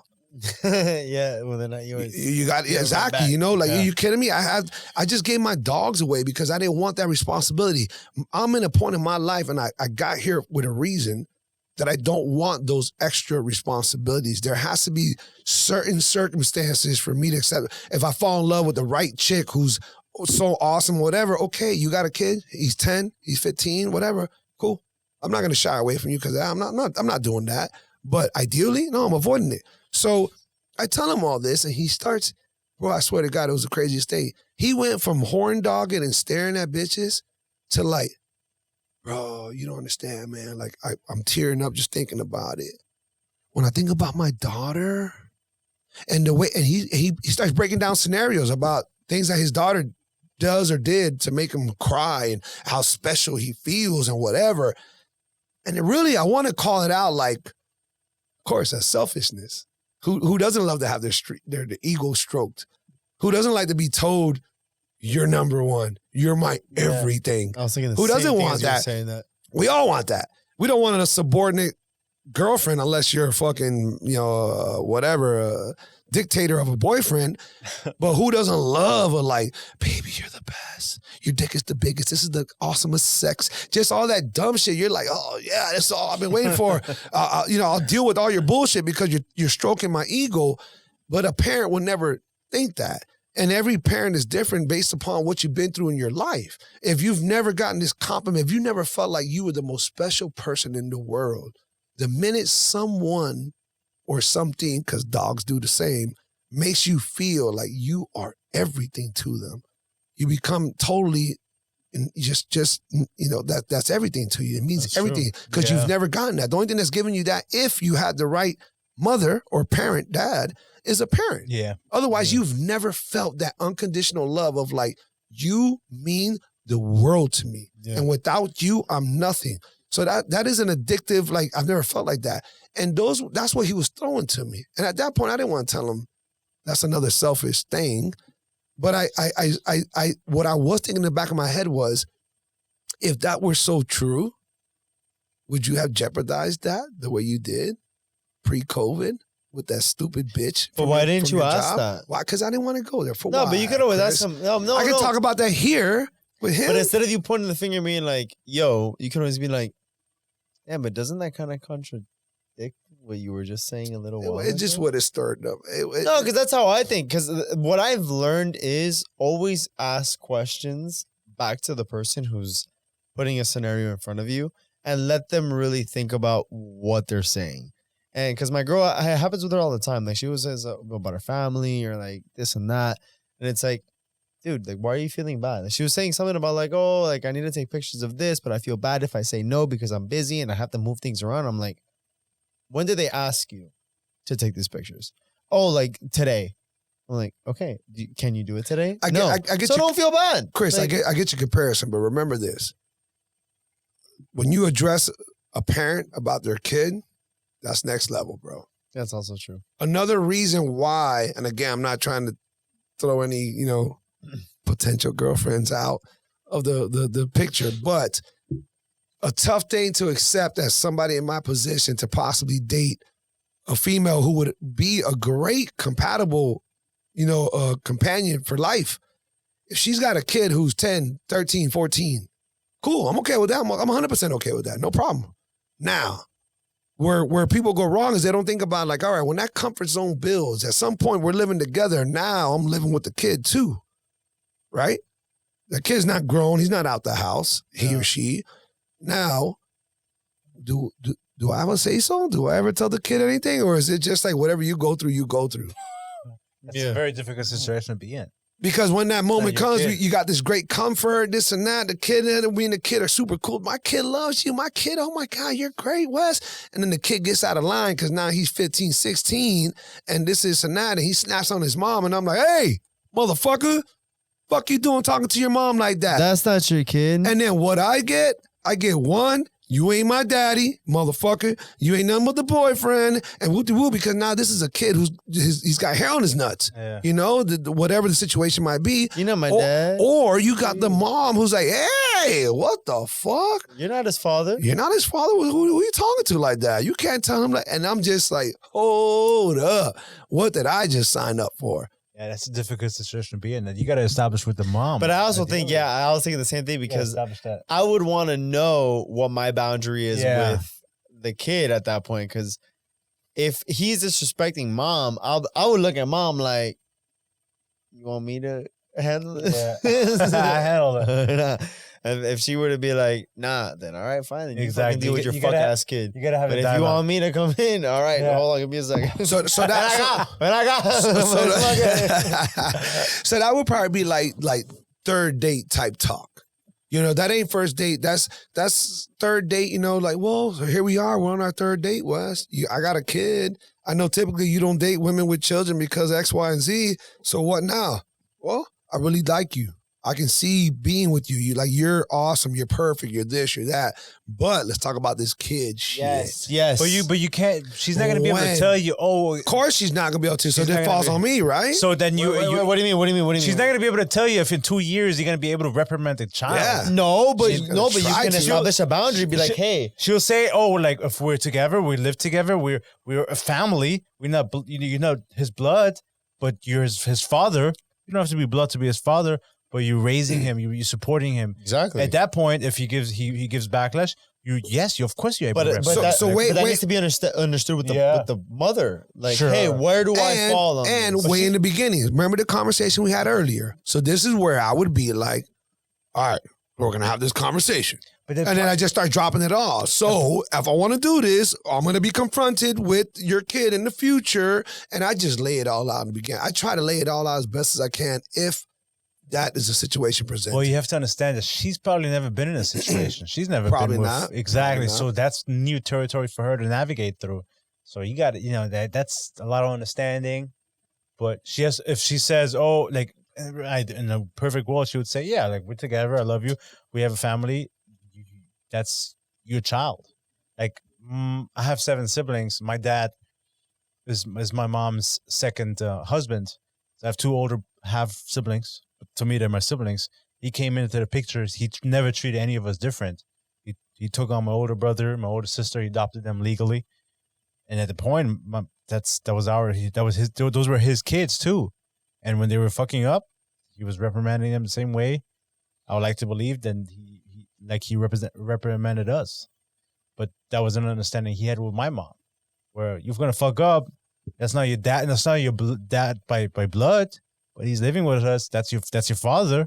You're gonna fuck up. Yeah, that is. And for that period of time, that is your dad. And if you're gonna fuck up, he's gonna tell you something. And so, but yeah, you're gonna have to have a conversation. It's difficult because you're not gonna, it's new territory for everybody. If anything is obvious, that just makes things a lot more difficult. And I take that into consideration. Yeah, I can see if that. I was going to address or entertain a relationship, and it's not about me, obviously, but anybody in that situation. Instead of blowing that off and be like, hey man, that's their kid, they can do whatever. I just really, no, that's not the thing to do. Definitely, that's not the thing to do. You got to address the whole situation for what it is. If you're signing up for it, you're signing up for the whole package. And at that point, you got to address the whole package. Right. Hey, if you're gonna, hey, how are you as a parental figure? I'm gonna tell you, I'm a tough one. I talk shit.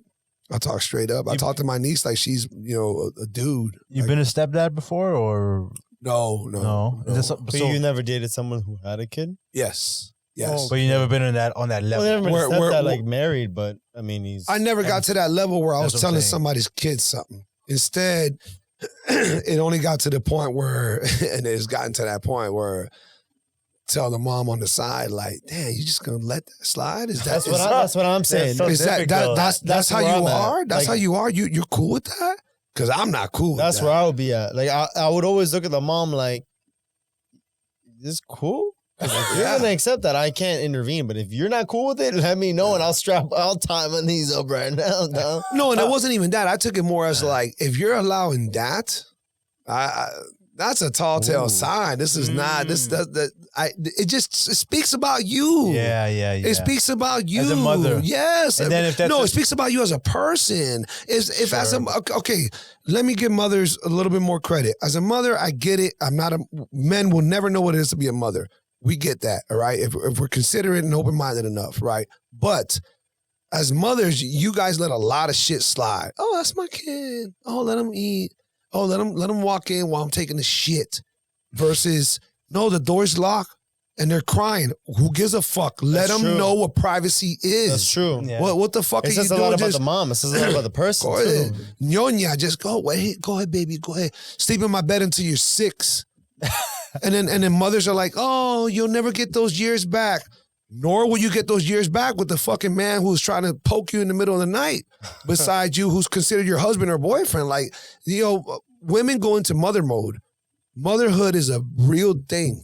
And a lot of relationships take a turn when women become mothers because that kid becomes everything. And even though the woman still loves the hell out of you, that kid is everything. You have no idea what it is to be a mother and have something grow in you. It means everything. So even though they love you, it's like, I love you, motherfucker, but I'll find another one. But this thing came out of here, and you will not talk to him like this, and you will not tell me whether or not he can sleep in my bed till he's fucking 10. Like, it's a weird thing that guys just, what do guys do? All right, I'm going to watch the Dolphins play Buffalo Bills. Yeah. I think. By the way, that's what's going to happen on Sunday. In case you guys don't know, Dolphins, Buffalo Bills. Big game. I just think we can't understand the bond that mothers and women share with their children. And when we had Heasty on and he was talking about this, the example where your spouse versus your kid, so many moms were out there in the comments like, oh, I would never pick my spouse over my kid. Yeah. I'll always pick my spouse. Even though Dr. Hasty said he chooses his kids over his, he chooses his wife over his kids. Because his kids will grow up and they'll raise their own. Yeah, because you want to be there for them as they grow up, but there's going to be a point in time that they're going to leave, and then what are you? That's where you look towards your partner that was there for you the whole time. And I think that's his point, where it's like, the kids, like, you don't give life what is it? You don't give birth to the kids for, what is it, for yourself? You give it to give life to them. Yeah, exactly. You know what I mean? Like, they're going to have their own lives, and then they're going to leave. They're going to have their own partners. And that's why you want to always rely on like your partner. Like, they were there for you to help you raise them, to be there for you. So eventually they're going to go off. So you have to have that, like, I guess that boundary within yourself to say, yeah, I want to be there for my kids. Yeah, I want to devote myself to them, and I want to raise them, and I want to be a good parent. But I also can't neglect my partner who's kind of there along the ride, helping me do that as well. Yeah, it's so important because like I think just women get lost in motherhood, and then it's like being a wife is like becomes pushed into the backseat of where like that's the second priority. My priority is the kid. Now, without a kid in the picture, and I'm not trying to use her as a prime example because I don't even know how old she is, but she's a young buck, so it doesn't mean shit. But your last guest, Bianca, the one that you saw was Bianca. By the way, Bianca, tienes tremendo. With all respect. She's fit, and she knows it too. And let's. I mean, shit. That's all I said. You got a great ass. Acknowledge the elephant in the room. You have worked very hard for the things that you've accomplished. So this is only but a compliment for everything you've accomplished. Am I right, Wes? On top of that. Yeah. Good fitness wise, good physically, but she's over here talking this shit. Like women are always in control. If a man thinks he's in control, it's because the woman dropped the napkin and that whole thing that you guys talked about. It's the handkerchief. It's because the woman está de cara de boba porque, no, that's bullshit. That's bullshit. You guys aren't in control. It isn't. I feel like you're breathing heavy over there. You think so? Well, no. This is how your girl got you, A couple things I'm going to say. We're at the 2-hour mark, so I don't want this to be so long because... Okay. Yeah, but I do want to kind of end it on this one, where it's, I think women are more in control than they think. Whereas, instead of waiting for the man to make the move or for the man to make the decision to like, oh, well, I'm looking at him and he's not making the move. It's like, you're more in control where you don't have to physically be the one to say, hey, can I buy you a drink? Right? Yeah. As the guy would. But the woman could make certain cues to kind of close that gap. Yeah. To allow the man and welcome the man in to make the move. And that ties into that because I've heard that before. And there was this guy, his name is Matthew Hussey. He said it in a podcast as well, where it's like, yeah, the women for years who were very smart, confident, secure, and they knew how to approach men, they did it in a way where they didn't have to physically go up to the guy. It was in a sense where let me kind of position him to welcome him in. And then I think that ties to everything. Because as a man, even when I was single, when I was trying to go to girls, I would wait for the vibe. Oh, the gym. Do they look back at me? Are they giving me something? I'll return the favor. Yeah, whatever. That's kind of the goal. So, for example, a girl at the gym, which is what she said. But that's us, Chris. I know guys who establish it all. I know, and most men will make the first move and they risk it for the biscuits, but sometimes they fail. But hey, for every no gets you closer to a yes. Numbers game, right? Yeah, exactly. Right. So, but you have to make those attempts. But in that case, what's an easy kind of like red carpet type of approach where it's like, if the woman drops a handkerchief. Yeah, it drops the handkerchief. So to her point, she's like, well, I needed help to bring down the machine with the clip to put it to the bottom. And it's true. It's like I could have totally done it if I wanted to, but I struggled so hard because he was right there. That was her pretty much saying, this is your runway. Right. You either take flight right now or you miss it. And that was the opportunity. And the guy took it because she kind of position him to take the opportunity. And I think that's what women should learn how to do because most men, especially nowadays, you know how hard it is to go up to a woman without being creepy or without being a perv or sexual. I can look at you for more than like 3 seconds and you can fucking file a lawsuit against me because I'm harassing you. So it's very careful how you want to approach these women these days because you could be an asshole creep and all this bullshit. In fact, you could be like, I know you're an awesome guy, but that first impression to a girl, if it's wrong, will now categorize you as, oh, well, he's a creep. And I've been there. Like there was a girl that I thought she was super attractive and this was years ago. And I tried and I was like, hey, like I really thought that you were cool and all that stuff. But she just thought I was a creep. And I'm like, all right, like, I know I'm not a creep. Like, Right. I know who I am, and I've dated plenty of girls. Like, I know I'm not a weirdo. I just didn't vibe with her the right way, and it was a bad first impression where now that's where she categorized me. So I think that's where you got to be careful. So if Fuck a her. woman were to, no, yeah, fuck that bitch. But if a woman were to allow you to kind of be like, all right, I'm attracted to this guy. I know he's vibing me. He's cool. Maybe I should get to know him. I'm open to the idea of dating someone like that. This is the opportunity that I'm going to give him for him to take. If he doesn't, it's subtle enough where I don't feel bad because that's the other thing. Men have to face that rejection more often than women, I would say.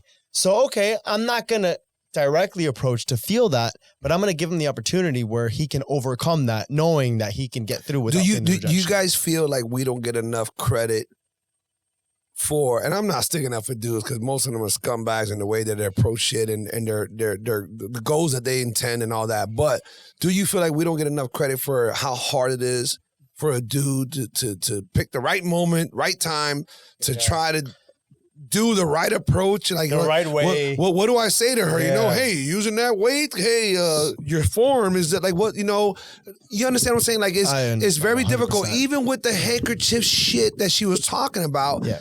If she drops her handkerchief in front of me, I'm gonna be like, I hope she don't wipe her nose with that, and I'm gonna walk by because I'm gonna think she didn't do that. She didn't do that for me. Really? Is that all you got? Is that all you got? But you don't at the drop your same handkerchief? time, it's enough opportunity for you to seize. So it's your decision whether you want to say that's it, or you can be for the aggressive guy. What I'm saying is for her reply, man, that shit ain't fair. That shit ain't cool. What do you mean? Okay, so what do you mean? Go extra. If you have that interest in the guy and you really, the dropping the handkerchief and you want her to tell you, hey, can you help me with this? No, I'm not. Yeah, well, yeah. Hey, can you help me with this? Yeah, you want her to put a sign like, hey, come here. Too. It's fine. But, and that's why it ties back to what I was saying, because since men, we're more inclined and we can tie this to everything. We can even tie it to work and different job pays, like all this bullshit. But at the end of the day, men are faced with these obstacles where we need to overcome rejection. Yeah. It's all a numbers game at the end of the day. Like if this is like every no is going to get me closer to a yes. So I know that I have to approach a lot of women in order to, so for one, to just give me an opportunity to really give me a chance just to see who I'm about. You know what I mean? But if a girl's at least willing, and I think this is at least progressive, more in the sense of if a girl were to go up to you and be like, hey, what's up? I saw you. I mean, sure, that would be amazing, but that's only amazing if you're attracted to the girl. Because if they're not, right? Sure, it's cool. And I've gotten that too recently even. The girl's like, oh, I think you're a beautiful man. I'm like, thanks. And I walked away. That's all I can say. I'm in a relationship. I just didn't care. But at the end of the day, like for men, like we're more used to like having to deal with that type of rejection. So the fact that a woman would even be like, well, I'm going to present an opportunity in my way. Your job as a man is to say, okay, if this is my opening, I need to now understand that this is as much as she's going to give me because she's not confident enough to go up to me. She is now giving me the leeway to go up. And now if I fail, that's my fuck up. But now you have to be very well prepared to deliver a great opening line and a great kind of introduction for her to say, okay, I want to take this forward. Because if not, you could be that creep that fucked up. So you're putting that pressure on us though. It's always going to be on the man. I think for the best thing to do for a woman is to make it as easy and simple as possible. Because we live in a world where you, as a man, I agree. They watch 100 videos of how to approach women. They get 100 different answers. That's true. You go on TikTok. This is how to approach women. 100 videos, 100 different fucking answers. So they're like, what the fuck am I supposed to do? Don't approach women at the gym. Do approach him. Do this. Don't do that. Or try to sell them. At the end of the day, you gotta sell them. Like, all right, let me be smooth. I'm not interested. I had to check at the end of the turf. You know where you flip the tires and push the sleds and all that. And I thought she was checking me out slightly. Nothing obvious. You know, very good looking chick, very fit. I thought she was checking me out slightly during her stretches. You know, I'm checking her out, you know, peripheral vision, whatever. Eventually, she moves up to where I'm hitting the bag. Except I'm done hitting the bag. I'm cooling down. I'm about to do stretches. But she moved way over here to do some stupid ass dumbbell, whatever deadlift shit that she was doing. She could have done that 1,000 other places except right here in front of me. So I'm like, all right, the little looks. Now she came over here. Here I go. This is it. Wes, don't be a pussy, because I'm not a pussy, but I do ask for some type of clarity if I'm going to go in. Because what I admitted, my ego kicks in and I'm like, the last thing we'll do is make this bitch feel like I'm just another motherfucker who's throwing game at her and trying too hard. No, I want her to realize, like, yo, I waited for the right moment. So I thought this was the right moment. She's right in front of me, blah, blah, blah. And I see a little tattoo on her arm. And it's a weird tattoo. It was like hands with a book open. It was just very random. And I was like, damn, there's a story behind that. And I genuinely am entertained by that. If I look at your tattoos, I'm like, Marv, what the fuck is, that eye that you have there on your forearm? Why? I'm going to ask that. I'll even do it to a dude. I did it to a dude like a month ago. I get asked all I have a leg tattoo. Exactly. They're like, yo, where'd you get your shit done? It's super. I'm like, oh. So I was done stretching and she done with her set. And I go, I got her attention, as discreetly as I can. Literally threw the fingers up like, and then she turned around and she turned around like, hey, what the fuck you want? Fuck. And she just, scooted her ear out of her. No. And I go, my bad. That tattoo, that's very unique. I swear my mother said, that tattoo, that's very unique. It looks like there's meaning behind it. You mind telling me what's that about? She goes, it was just nothing. I just got it. And she drops her fucking earphones back on. Okay. So to go back, right?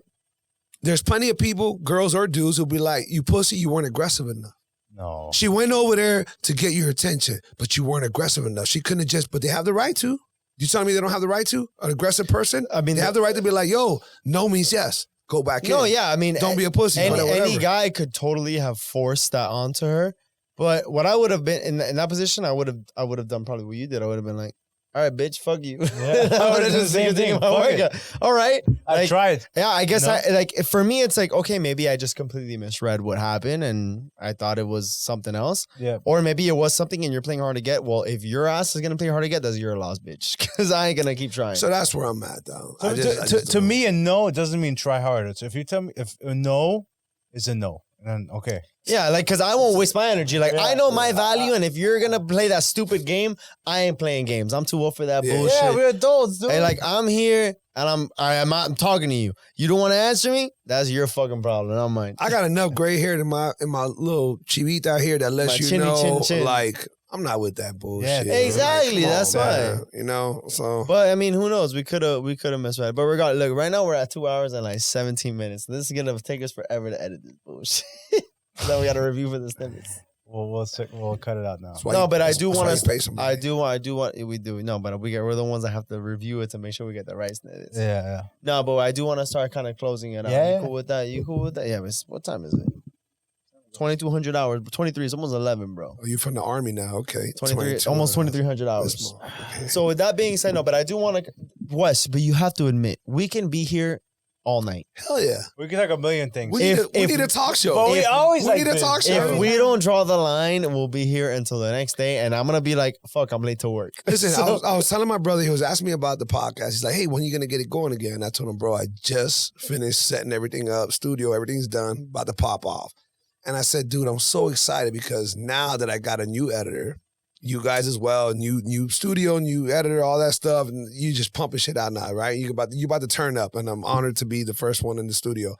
I feel the same way about my studio. I haven't had my first one yet, and I'm telling my brother, I was like, I'm gonna pump this shit out, and I'm just gonna fucking go in hard, and I'm looking so forward to it. And I go, dude, I'm gonna get guests, whoever the guests are, it's gonna vary. Obviously, my guests are different from yours, and the things that you guys talk about. Yeah. Man, at this point, we talk about everything on this shit. Yeah, it is true, though. You guys have switched it up. So it's different. But I told him, I said, man, but one of my staples is going to be and I always give shout outs to Joe Rogan, the Save Our Parks. It's a segment that he does with his best friends. Dude, those are always the best episodes. They're the best ones. You have to at least watch one. Whenever we go on the trip, they just freestyle whatever's going on in life. It's funny. That's all. Whatever's going on. But he chose the right people who, and I feel like we have that camaraderie, us. Yeah. And I look forward to, once I set it off, I'm probably going to have my first one, next week, then, next new one. I want to do something where you fuckers are there at least once every 2 months and we just tee off. I like that. That's true, dude. I think we're all real enough. We all have different opinions, but we know how to meet in the middle. And I think it's great conversation. Every time I get with you guys, I love it. I love the conversations we have. I love that we all have different opinions, but we respect each other's opinions, and we kind of meet in the middle, even if we're not full blown on that. And I think that's dope, and it makes for great content. And I think your guests are gonna love it. And I appreciate it too, because we have people from all over, all different countries, different their religions, whatever. And not everybody's gonna agree with us, not everybody's gonna agree with you. But the fact that we can have healthy discussions, that's what it's all about. And even when we scheduled this, obviously a couple of days ago, I had no idea what we were gonna talk about. But I knew that with you, figure that shit out. You know what? I knew it was gonna fucking fly all like day yesterday and today. I was like, what the fuck are we gonna talk about with Wes? Bro, I thought the same shit. I'm looking at the screen and it says 2 hours and 21 minutes, and I'm like, I think we figured it out. I think we figured it out. And it's really true what Chris was saying, because every time we go on your podcast, we're on your shit for like 3 hours. Yeah, dude, that's right. This is like extensive for us. We gotta figure this bullshit out. Nah, but it'll be on Patreon, and whoever watches is great. Who doesn't? You can listen to it as well. Yeah. Listen, you guys have the best fucking crowd. You have the best viewers and subscribers, man. You guys are awesome. We all have different opinion. We all have, different situations and circumstances as to why we make the decisions we make. I don't want anybody to think that I'm like against this or that or whatever. It's just difference of opinion. I love to be loved. I love to be in love. I love kids. That bus pass. I don't want kids. So on and so forth, We're all still figuring it out. Yeah. You guys are too. You guys right now in the pinnacle of your lives in regards to your girlfriends and what's next. You know, the next podcast is going to be at my place, and we're probably still going to wild out. But the next one after that, we're probably going to be talking some deep shit. I said, like, okay, well, next level shit, Yeah. And this is just life. And I think people appreciate it, man, because we're being real. We're being honest. And we're all real motherfuckers going through real shit. Your banking job, your waiter job, my personal training job, and we're podcasters, and here we are talking about life and what we go through, and people want real, man. People want real, and that's what we deliver. I think we have a very special relationship, and in a no homo way. Right. Dude, like I started off the podcast pretty much like giving you so much thanks and so much praise, because it really is like you really did almost kind of, we saw a crack in an opportunity. Right. And you kind of chipped away at it, and you're like, this is what it could be. And then we're like, damn. So if we really put effort towards, this is what we could become.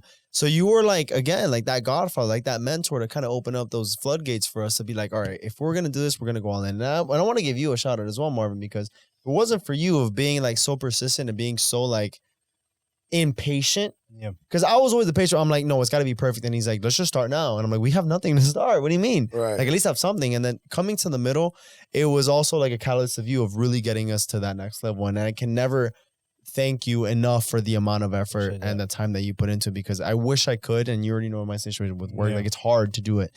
And I'm so grateful that you do have the time to do that, because with me, dude, like I really am nothing without you. And that's like, that's awesome. Bro. And starting with you, like for real, like the fact that you were able to give us like kind of like that opening door to really kind of move forward. I am eternally grateful for both of you gentlemen. So I really do consider you. I have so much love for both of y'all. Yeah, I'm getting emotional as fuck right now. But for real, dog, like for real. It really is. So, and that kind of just ties into what we could create in the future and everything else. Like there's just a very good chemistry and a good bond. And I think a really good relationship within all of us. And I think the fact that we're always so wanting to learn more, wanting to grow, and wanting to be a part of each other's lives as well to create these memories. Again, eternally grateful for both of you guys, and I'm very excited for what we're going to create in the future. I appreciate that. Feelings 100% mutual, you got into man. that, right? You like that? I got really into that. That was awesome. I've never heard you talk like that, and I definitely feel the same. I can't speak for Marvin, but I know he feels the same, and I got mad love for you guys. The success is this is nothing. You guys are going to kill it. We're all going to kill it. We're going to look back and be like, dude, we grinded it out, and we supported each other. We did. And we kept being on each other's podcasts, and it's a great thing, man. It's a great thing. I really, truly appreciate this ride with you guys. And man, again, I've never had flowers thrown at me like that, and I really do appreciate that. It makes me feel great. Only time fighters, students of mine that I've trained to fight are the only ones who've ever given me props like that. And I do appreciate it, and I'm honored to be here. I think you guys got the most amazing setup. This is just next level. And it's nothing but up, man. It's nothing but up from here, man. Everybody's doing a great thing, man. Before we get into final thoughts for you, I do want to just comment on that for anyone who is listening to it at this point. And if we can make this a clip, I think it's very important. Always give love back to the people that you care about. you never know when it's going to be the last day. And I'm not saying this will be the last day, but you never know how much of an impact things like that could be. Because he said it right now. I've never spoken like that, you know, and it's nice to have your feathers ruffled sometimes. It's nice to be given flowers. And I didn't have to tell that to Wes. And Wes would probably have thought, oh, I know that already. But the fact that I'm just reciprocating that and giving that to him, just giving those like words of encouragement, words of affirmation, as simple as that, it can really change the demeanor, the attitude, the environment, the character. It can change so much. You have no idea the impact that words can give to someone. And even if you don't have to tell them how much you care about them or how successful they're doing and kind of ruffle their feathers, sometimes if you care about that person, you want to see them happy. And seeing them happy makes you happy. So moments like this, it's important. So I always say it all the time. Like now, like I'm a lot closer to my mother now that I barely see her. I'm always at the beach. Yeah. But like I'll call her, I'll text her, and I'll tell her, you know, I love her. Every single time I leave the crib, I always give her a hug. And I used to never do it. I'm not a touchy person.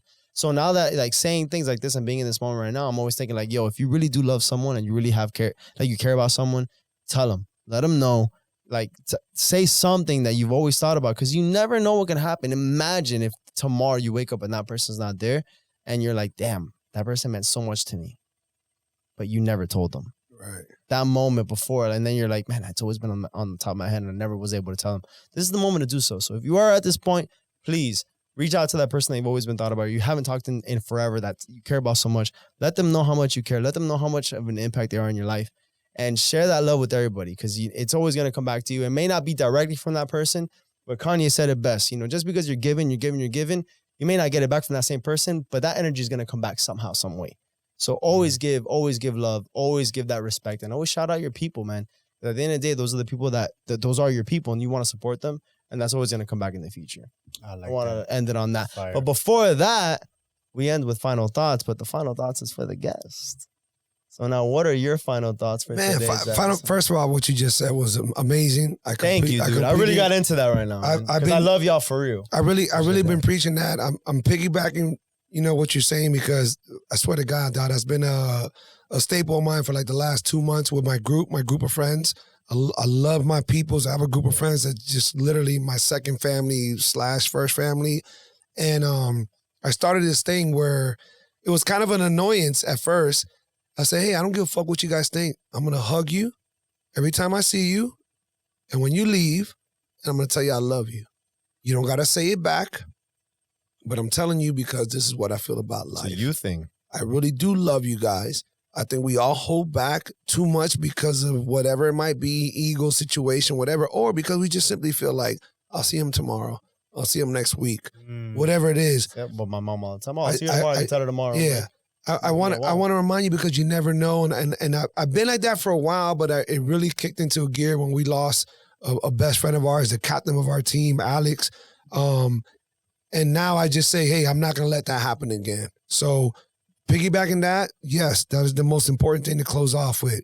To add to that, the support that we get from each other, man, is immense. I don't think people understand how much a simple compliment goes. A simple like, the questions, the this, the that, like it's huge. It's huge to us.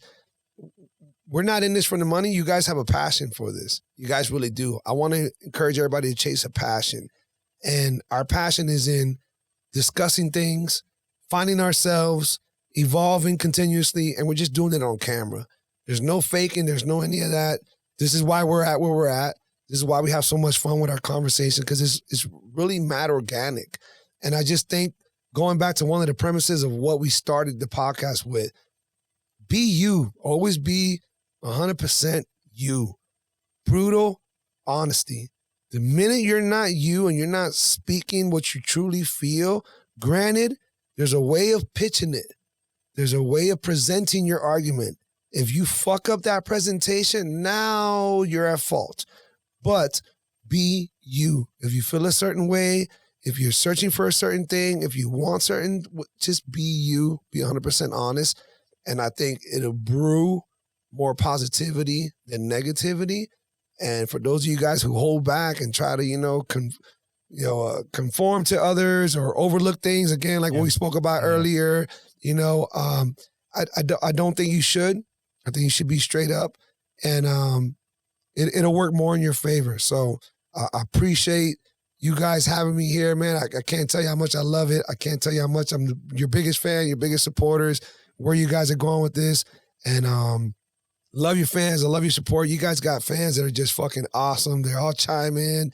They all shoot you questions. They all have comments. They're awesome. And that's a great thing. You always want to interact with your people. So cheers to you guys. Thank you for having me on. Can't wait to have you guys back on the podcast. For sure, we'll be there. With the new studio. Soon. And we're just going to keep rocking out, dude. I love that. And just to close off, because 2 days ago, because a couple of days ago, we were trying to figure out who we can have on. And I asked you, because your name came up, like, once we get Wes on.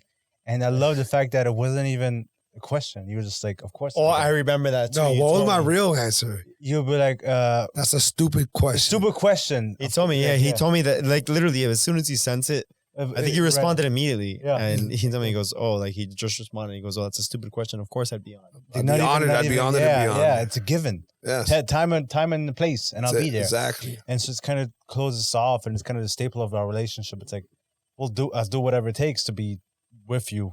Just tell me when and where. Right. And so I really appreciate you. You've been a big part of the show, where we are now. You've guided us, you've helped us, you've advised us, and we've learned a lot from you, directly, indirectly. What to do, what not to do.